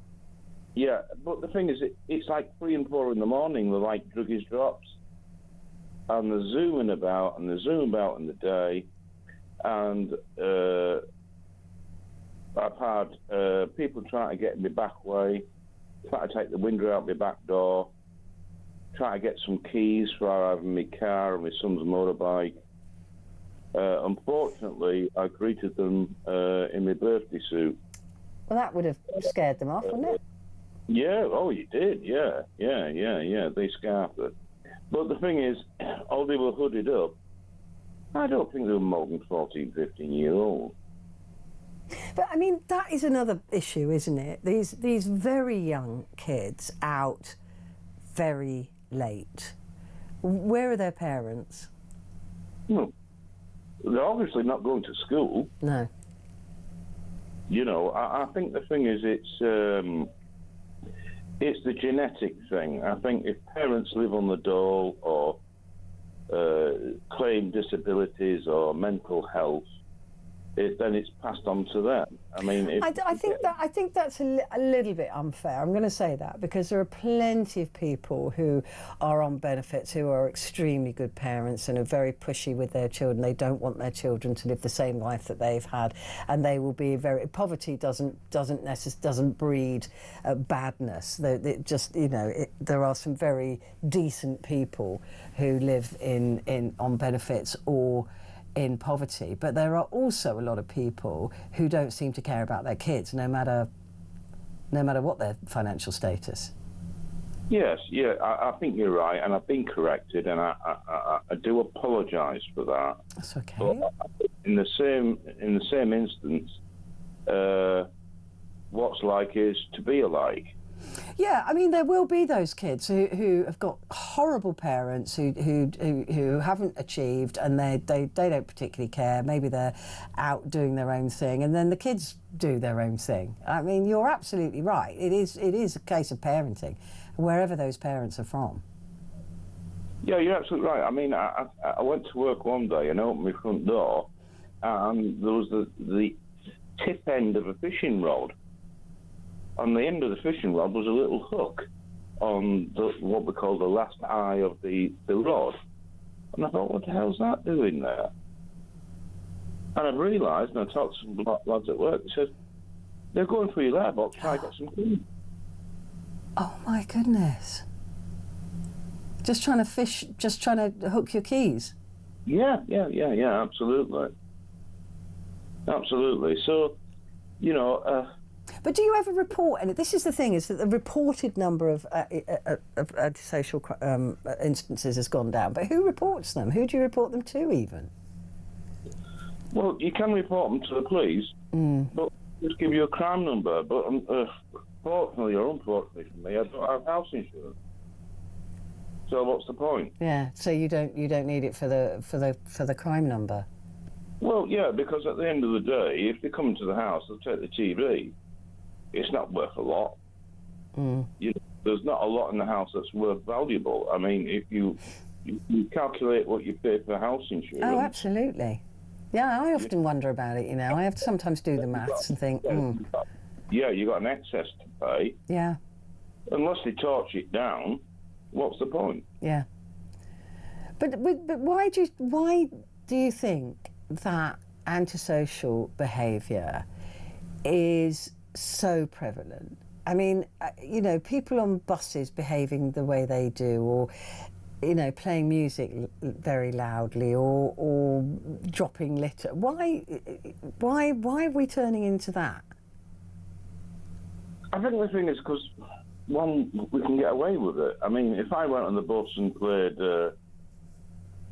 New Order Blue Monday, all the kids in the bus would look round at me as though I was like off my head or something. It's like it's tolerable.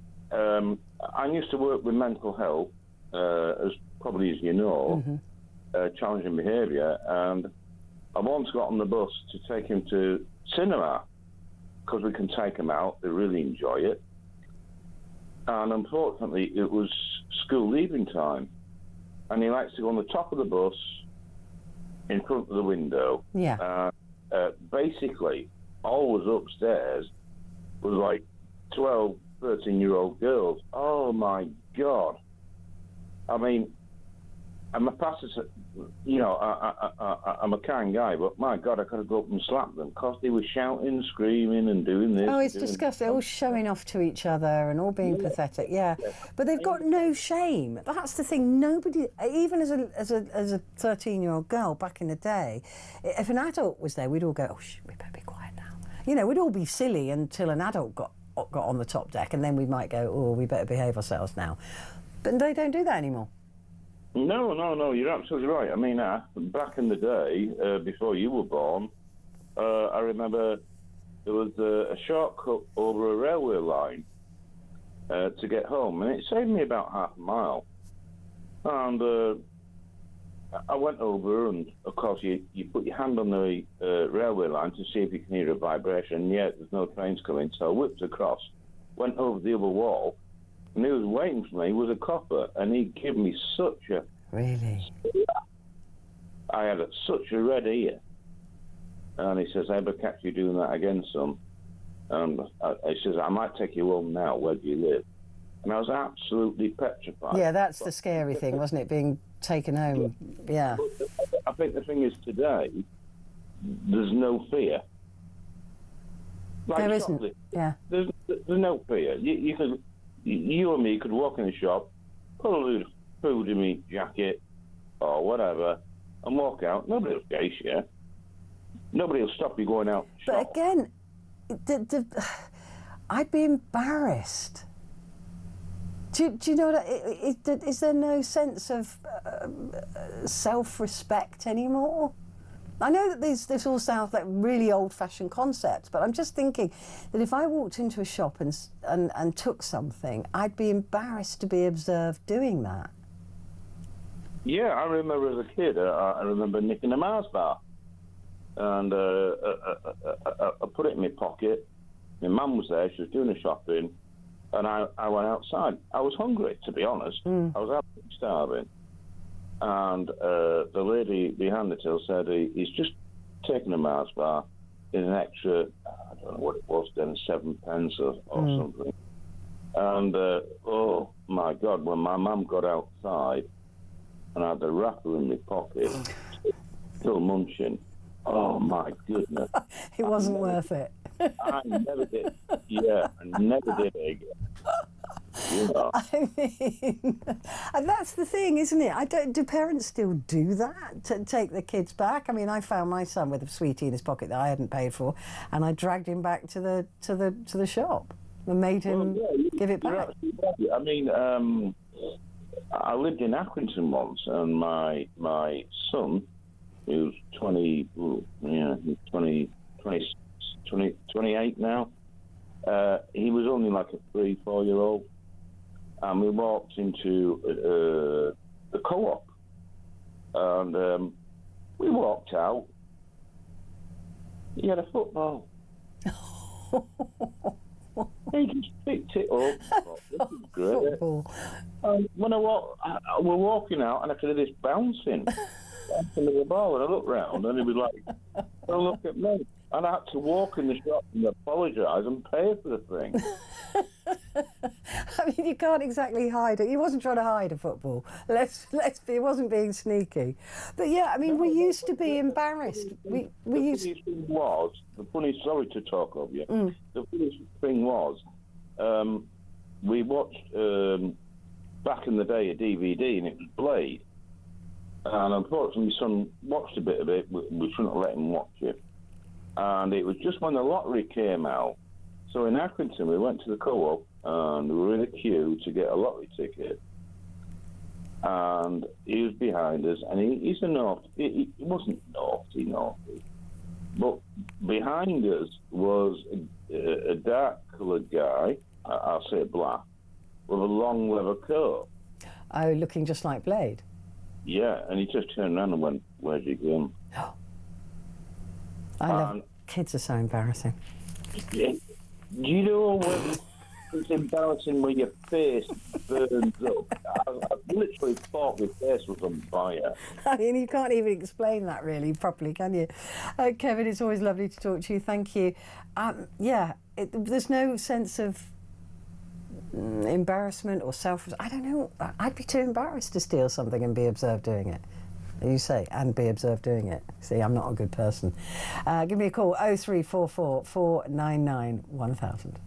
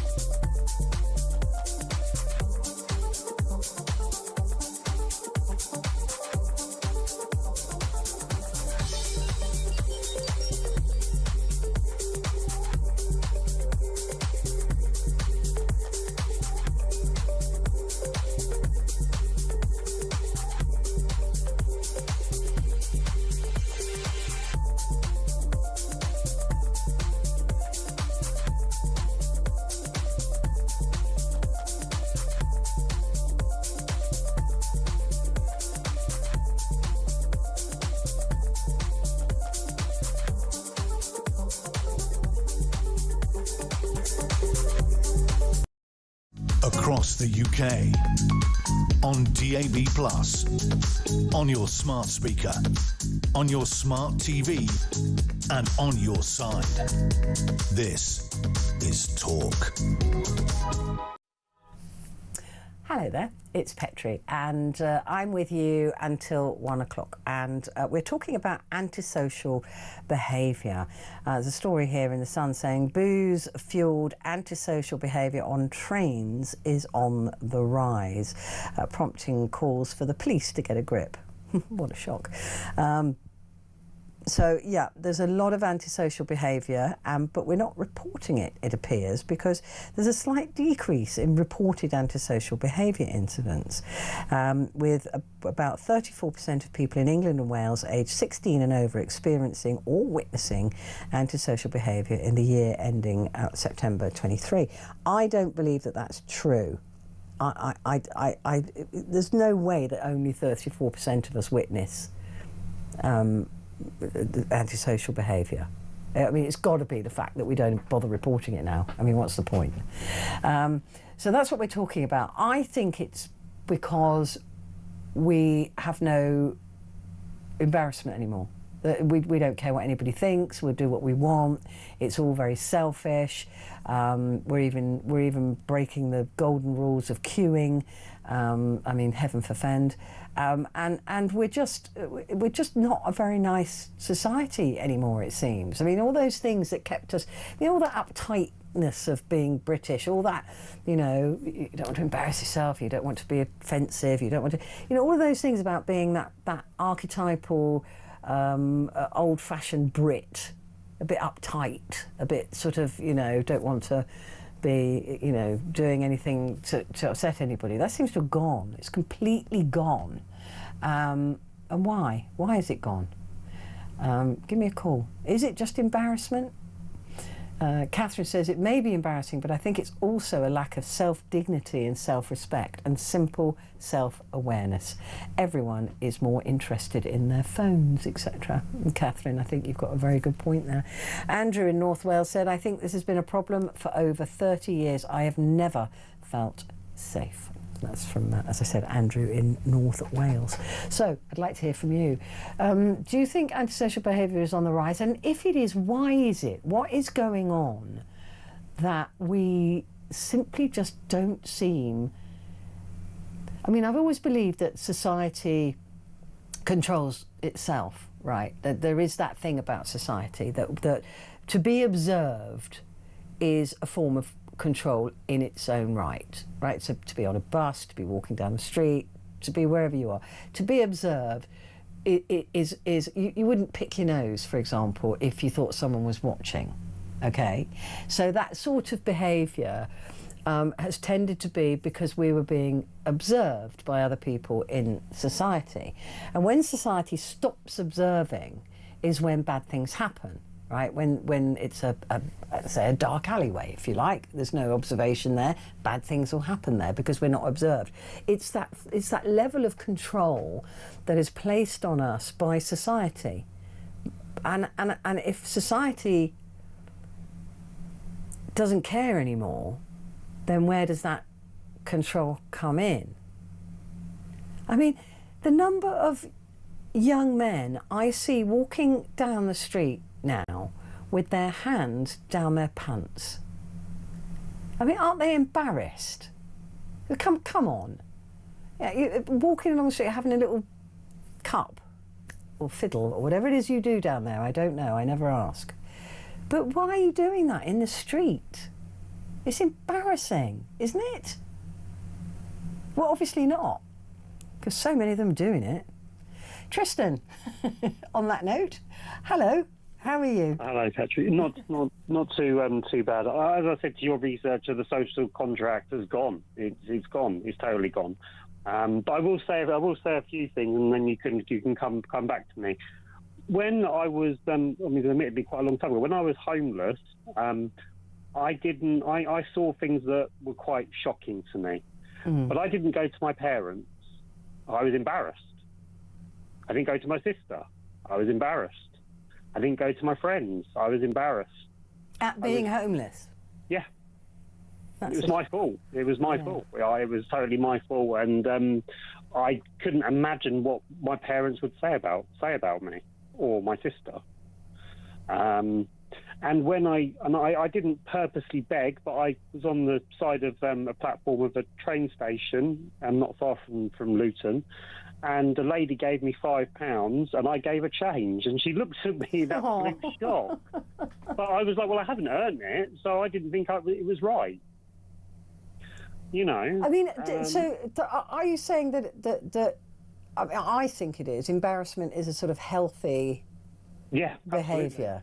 Yeah, absolutely. I think you need to feel. I mean, I'm incredibly, I've been brought up as being incredibly respectful and have sort of pride.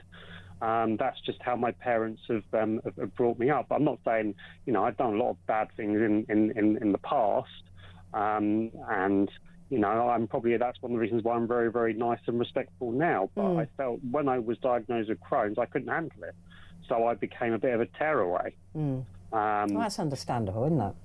Yeah, but the thing is that I shouldn't have. I hurt people closest to me, and it took a long time to build bridges. But at the end of the day, it took a long time. But now it's a very different relationship and everything with my parents. So when my dad worked away, and I did things wrong, I knew that I was sort of pushing my luck, and I knew that when he came home, I knew that I was going to get it. Yeah. But I just carried on because of it. I could overrule my mum, but I knew when my dad was eventually going to come back, because a lot of the time away working in Portsmouth. But do you think parents aren't teaching their? I mean, the theory that I'm sort of working with is that parents are saying to children now, oh, you should never be ashamed of who you are or what you do, or you're wonderful and you can behave any way you like and the world will love you anyway. That's what I think is going on in terms of that sort of personal behaviour. And, it's like I said, it is being observed that controls us. I don't have children, but obviously, as I told you previously, I'm going through a situation at the moment where I'm going to be looking to adopt my friend's son. Yeah. And I'm going to be quite a disciplinarian, because I felt like that she was very, very soft with him and let him have whatever he wants and everything like that. And I feel that, you do need some kind of discipline. You need boundaries at the end of the day. And I think if you say all those things that you just said a minute ago, then there's no boundaries, because it's like, well, I can do what I want. I can say what I want. I can be who I want.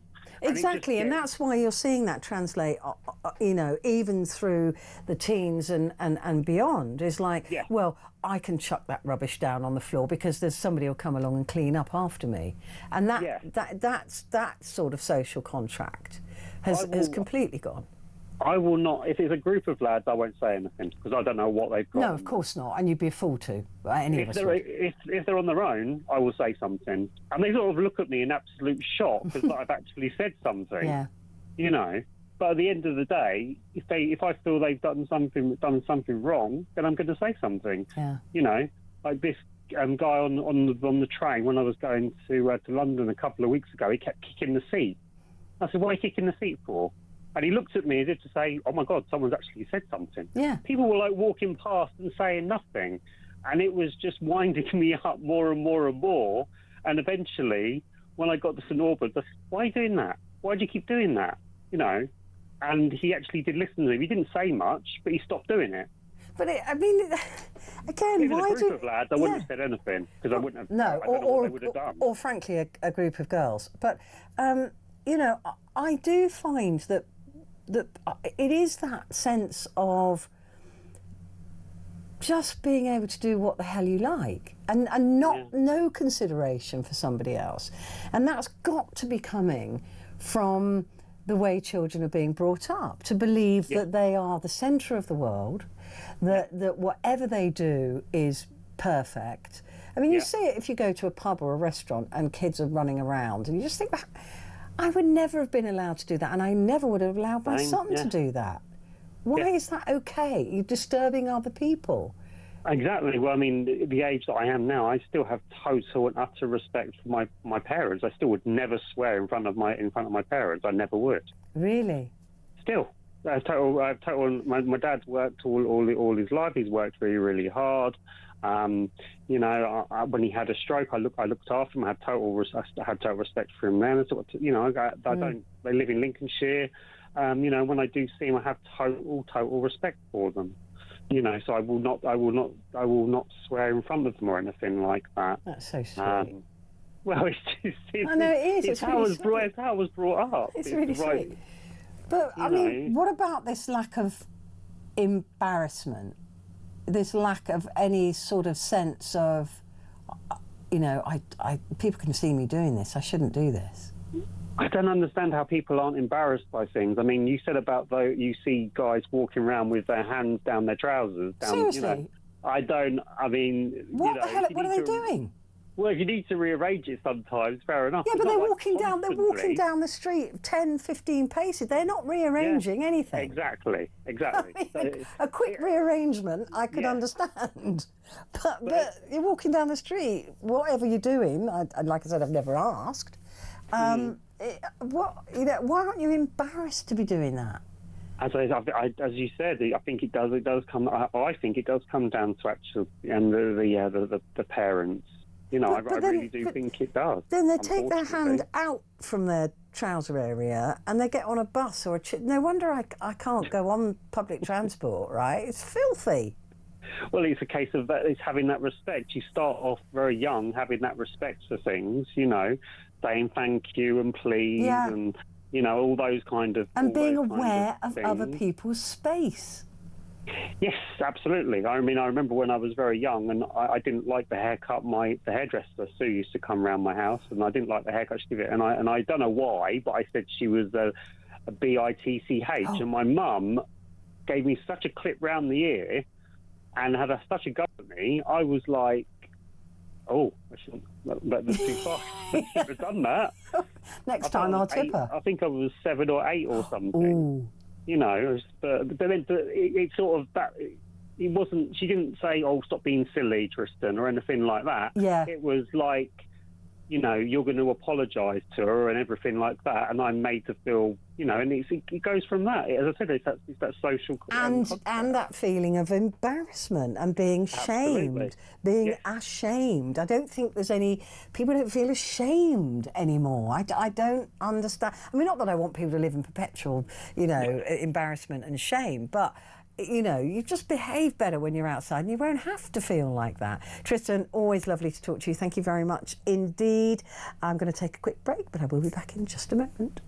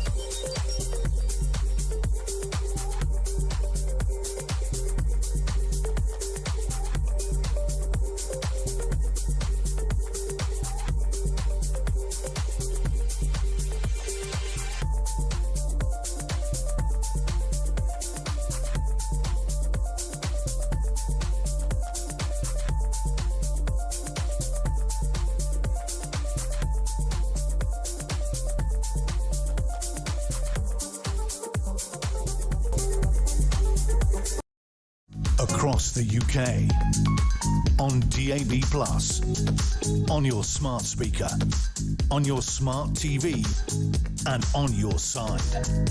This is Talk. Hello there, and a very good morning. Yeah, it is morning. Good morning to you. That threw me a little bit. It's Petrie here with you, and we're talking about antisocial behaviour and why. I think the question for me now is why we just lack that embarrassment that bad behaviour brings. Right? It's just horrible. I don't. If I've got my friend Timmy coming round, who you know he does theatre reviews for us, we're very loud, and we do a lot of karaoke. But I always shut him down by 11 o'clock from the singing. That stops at 11, and I always, as well, just send a quick text message to my neighbours to say that I'm really sorry, but it doesn't happen very often, but when it does, it's loud. But I would still be embarrassed. I'm just like, you know, shh, keep the noise down a bit. So maybe it's that. And I just don't know why people don't have any shame anymore. They don't seem to be ashamed of bodily functions or anything anymore. It just seems like anything goes. And nobody cares that they're being observed doing it. It's odd to me. But maybe that is because I'm quite old-fashioned, maybe. I don't know what it is. Paul has messaged and said, I feel that we need to go back to basics at school, being taught right from wrong. If you do something wrong, be named and shamed. Boot camps for all ages should be implemented. Punishment should be made for those accountable, to make those accountable, and harsh enough so they don't re-offend again. It starts with that's Paul in Wolverhampton. It starts really young, doesn't it? And then it just goes on through adulthood. Horrible. Samantha makes a very good point. One of the worst occasions I had of antisocial behaviour was on a train by very middle-class business people with bottles of champagne, loud voices, corks flying, and obnoxious. So it's not all poverty, and that was the point that I was making as well. Antisocial behaviour can come from anybody. Greg is a new caller, and he is on the phone from Scotland. Hello, Greg. Good morning. Hi there. Yeah, I'm a first-time caller. It's great to speak to you. Thank you for calling. You live with antisocial behaviour in the worst possible way. Yeah, so it's quite a unique situation, to be honest. So I'm a current serving soldier in the army. Right. Based in Scotland. I'm obviously originally from Scotland. Yeah. And I have a situation where we have asylum seekers living within the estate.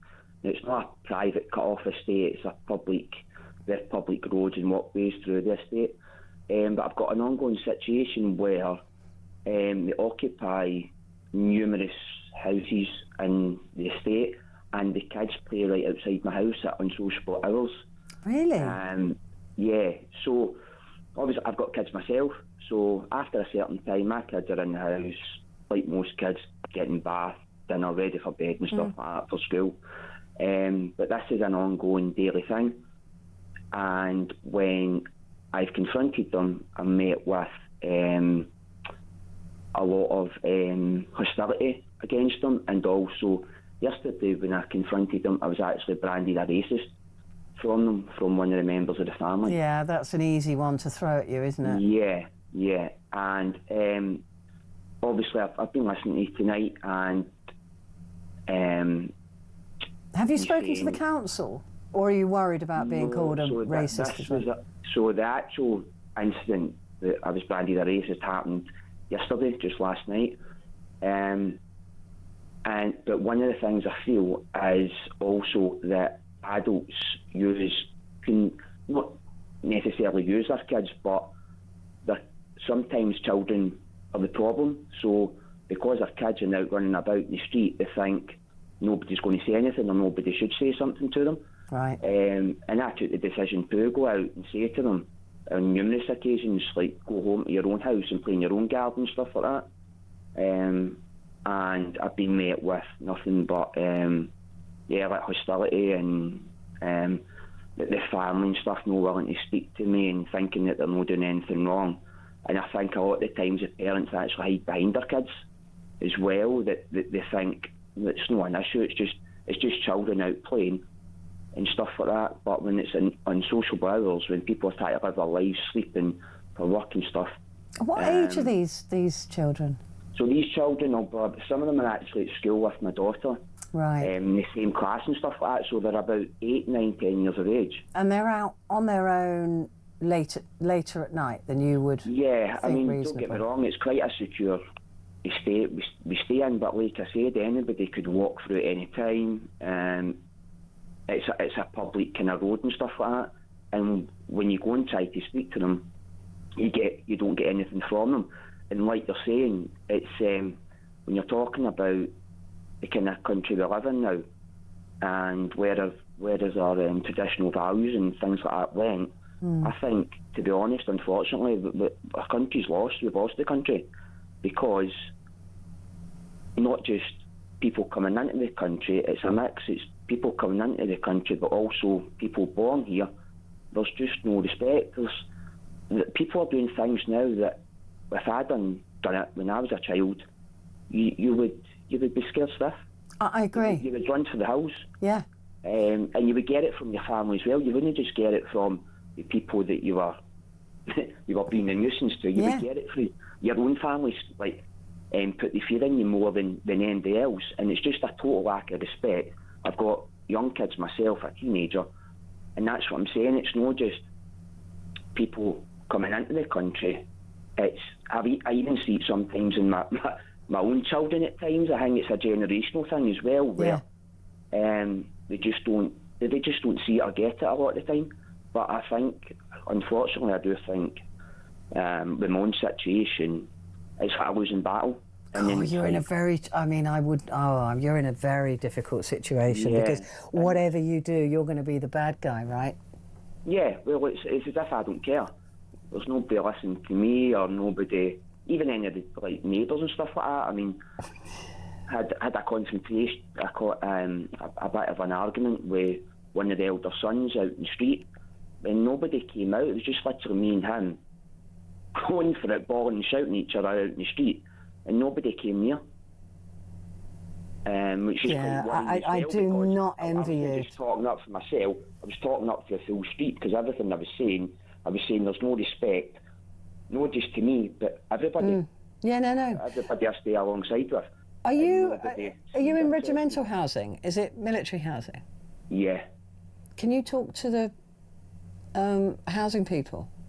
Yeah, well, I spoke to them earlier today. They told me to speak to the unit I'm based at. Yeah. And the SAFA as well, they can help you, can't they? Yeah, and I was speaking to people, and they said it actually might become a police matter, because technically, although they're children, it's coming under antisocial behaviour and breach. Well, and also they're in danger. So those children, if you're saying that your children, you wouldn't allow your children to be out at that time of night unsupervised, then these children could be in danger. Like you said, it's a through road. They could get run over. They could be snatched. Yeah. It's actually a child safety issue. But I would go the military route, because they will protect you. Because that's what I think. When I hear the noise and I look out the window, I think, why have you got your kids playing out at 9, 10 o'clock? No, that's not good. And it's not good for their schooling either. This is a social services issue. But you'll be in trouble. I can see why you're in the situation that you're in. Yeah, so I would go the military, go all the way through your regiment, go to SAFA, all of those people, and get their support so that you're not the bad guy. Yeah, and that's part of the reason I called in, because if it can happen in a place like where I stay, a military estate, then it can happen. You think what's happening across the country. But in this instance, you're fortunate that you do have the military angle there, because if the RMP come out to assess the situation, right, on your behalf, then you're better protected than if it's perhaps just the civvy copper who thinks you're the problem.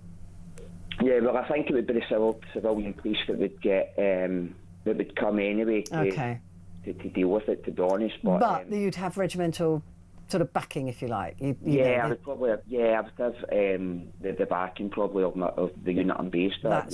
I think that's your fortunately, that is the Yeah, way I just feel... It's horrible to be in that situation. You're just trying to live your life, right? Yeah, but it's a totally different country. I don't know what you personally think and the listeners, but it's a totally different country. I've stayed in Scotland all my life, but we've been based in the military, the army. I've lived in England. I've been been based in England at times, served overseas and stuff like that. Who are you with? Operational tours.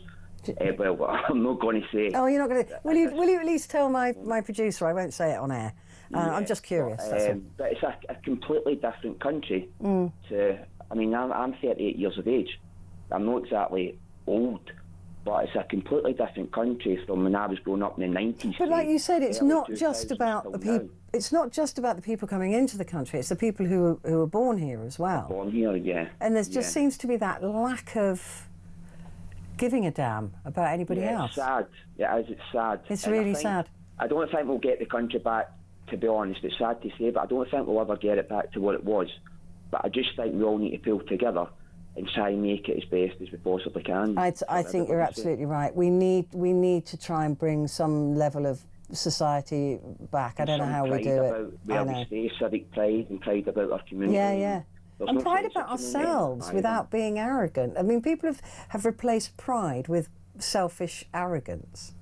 Yeah. And it's not about that at all. It's about being proud enough of yourself not to be disrespectful to others and be disrespectful to yourself. You know, it's all of that has gone. It's just completely gone. Yeah, everybody's just interested in themselves and their own situation, aren't they? And they are. Not interested in the wider community and country. Yeah, it is really, really sad. But I mean, at least there are decent men like you around. And thank you for your service as well. A lot of respect for you guys. Greg, call again, won't you? Will do. You're part of the family now. You're part of the family. And good luck with that. Go to SAFA. Go and speak to all of your command unit and everything and get some support with that, because otherwise you're going to be the bad guy. We just know how that's going to play out. Thank you, Greg. Right. Quick break, I think. I'll be back in a sec.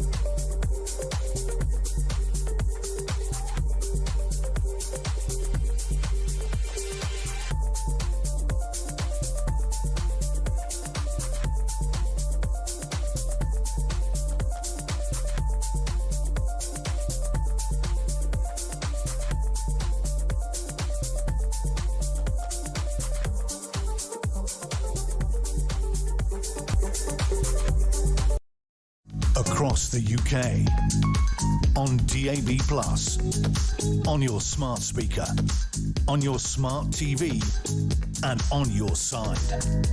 This is Talk. Good morning, this is Talk and it's Petrie here with you until the top of the hour. Got a message here from Ernie who says, last night my neighbour, a lovely old gentleman, had all the windows on his car smashed. His neighbour's CCTV showed someone on an electric bike drive past and just do it. They were dressed all in black with a face mask on, so impossible to identify. When the police turned up, the culprit came back to check out his handiwork and goad the police. My neighbour said, that's who did it, get him. And they said, we can't. On that bike he could be miles away in minutes and we're not allowed to chase them anymore. It was never like this before. Something is going horribly wrong in this country. Criminals know they can just do what they want and the police are just a busted flush. That's Merny. And that's the thing, why? What was the point of that? Just go and smash somebody's car windows, which costs an absolute fortune to fix. Why? Just pointless. Idiot. Kevin's in Basingstoke. Morning, Kevin. Morning. So, antisocial behaviour. Do you think it's got any worse? No. I mean, where I live, there's no difference. I don't see graffiti or people smashing stuff up or... Really? It's absolutely the same as it was when I was growing up. I mean, there was... When I was in the 80s, there was a lot of racism around. I used to see swastikas on walls and stuff like that when the skinheads were about. Mm. And then things got a hell of a lot better. We became a less racist country. But over the last, 15 years, it has got worse. A hell of a lot worse, but not where I live. I don't see it where I live. I don't see racism where I live. But I do hear it with politicians in the media. And yes, a lot of... and that enables people, right? Well, yeah, they listen to all these politicians, yep. and they turn on the radio or whatever, or listen to the news. Yep. And it's just so racist. Yep. And it's just, I mean, Nigel Farage, he was talking about his deportations, and I just couldn't even. I haven't listened to any of it. I mean, I normally. I had to. I do, and I just thought, oh, it's just going to be absolute garbage. And it was. In my view, he is not capable of doing of anything that he said he was going to do. Number one, and the language was really divisive and as you would imagine.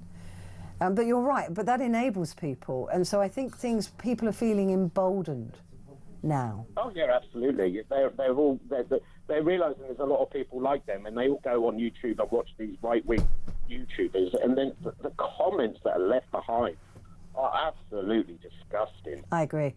I mean, I worked in a hotel where there were asylum seekers. They were just like anybody else. They're just nice people. I mean, there's bad ones amongst them. Like there are amongst us. Yeah. I'm with you, Kevin. I think that it's people being emboldened to behave in a certain way at the moment. Thank you for your call. It's always good to talk to you. Always very sensible, which is more than can be said for Paul Ross, who just crawled. I love seeing. Well, there's cameras there after guys to go. I love a man on his knees. It's like, I bet you do. It's a bit like you're the Queen of Sheba of broadcasting, which you are, and I'm really one of your acolytes. Absolutely, I love it. Just any time you like. So we've got loads of football to talk about on the show because we take over after you, of course. Yep. But we've also got an amazing guest on, a professor from Exeter University who's written a book about assassinations in the 20th century. Wow. And it is a revelatory book. I love books like about that. How everybody, and every democracies have dabbled in it for the last 100 years. He listed it on all that, everything from France, Belgium. I mean, who knew Belgium had trained assassins? Also, Britain. He talks about nobody could ever solve that, what happened with Kennedy. It's an amazing book, an amazing guest. I'm really looking forward to our conversation. He's going to be coming up live at about 3:30. Oh, that is brilliant. That is right up my street. You wag that finger at me, woman. That's right. It might be a kind of Bulgarian umbrella, poison dart. yeah. He talks about that one. I saw somebody killed just around the corner from here. An umbrella dart in the leg to a Bulgarian on the bridge. On the bridge. Yeah. Did you have an alibi? Where were you that night? It was raining. Hey. I know that. I had an umbrella. Did you know that it is the 70th anniversary of the Guinness Book of Records. I did, 1955. The Ross and Norris McWhirter, one of whom was murdered by the IRA. Do you know what? And it was commissioned by somebody to settle a bet, I think, wasn't it? It was something about which bird flew the fastest or something. It's an amazing, because when I was a kid, every Christmas we got a Guinness World Record. And there was always book. that thing about the fattest bloke ever who had to be buried in the case of a grand piano. Sam, he said he still does get a Guinness World Records every Christmas. Is that in your stocking, is it? Yeah. You wear stockings? Oh, I see what you mean. I apologise. Sam wears stockings, yeah. Oh, why not? If it's chilly morning. Yeah. But yeah, this is fascinating. This is a double-page spread looking at the 70 years. 70 years! Yeah, astonishing. But because I suddenly popped into my head about Ross McWhirter being assassinated by the IRA. Why? Well, he was quite an outspoken figure for the unionist side, regarded them as the right-wing side. So he talked a lot about that, and I think it was when they were taking pot shots, because the cabinet started to be very well protected after the murder of Mary Neve and Ian Gow down in Sussex, and they started to go for more fringe figures, I think. Back in those terrible days. I vaguely sort of remembered it and just thought, why would they get? Because he was such a benign sort of figure. If you were to do a world record, what would it be? But it was a fake one. I did one for the Guinness, and I had to recite a huge number. How many Elvis Presley movies could I say in 60 seconds? Not a record anybody else had attempted, and they gave me a little fake certificate about it. So I went for, Jailhouse Rock. So are you in the book? No, it's just a fake thing. For anyone, it would be too handsome to be single. Were you married? Not anymore. Oh! No, I'm booking now for the year 2026. Petrie, how are you fixed? Seriously, you don't want this kind of trouble in your life, Can you imagine us as a couple? Who'd pay who alimony? As Rod Stewart once said, don't get married, find a woman who hates you and give her a house.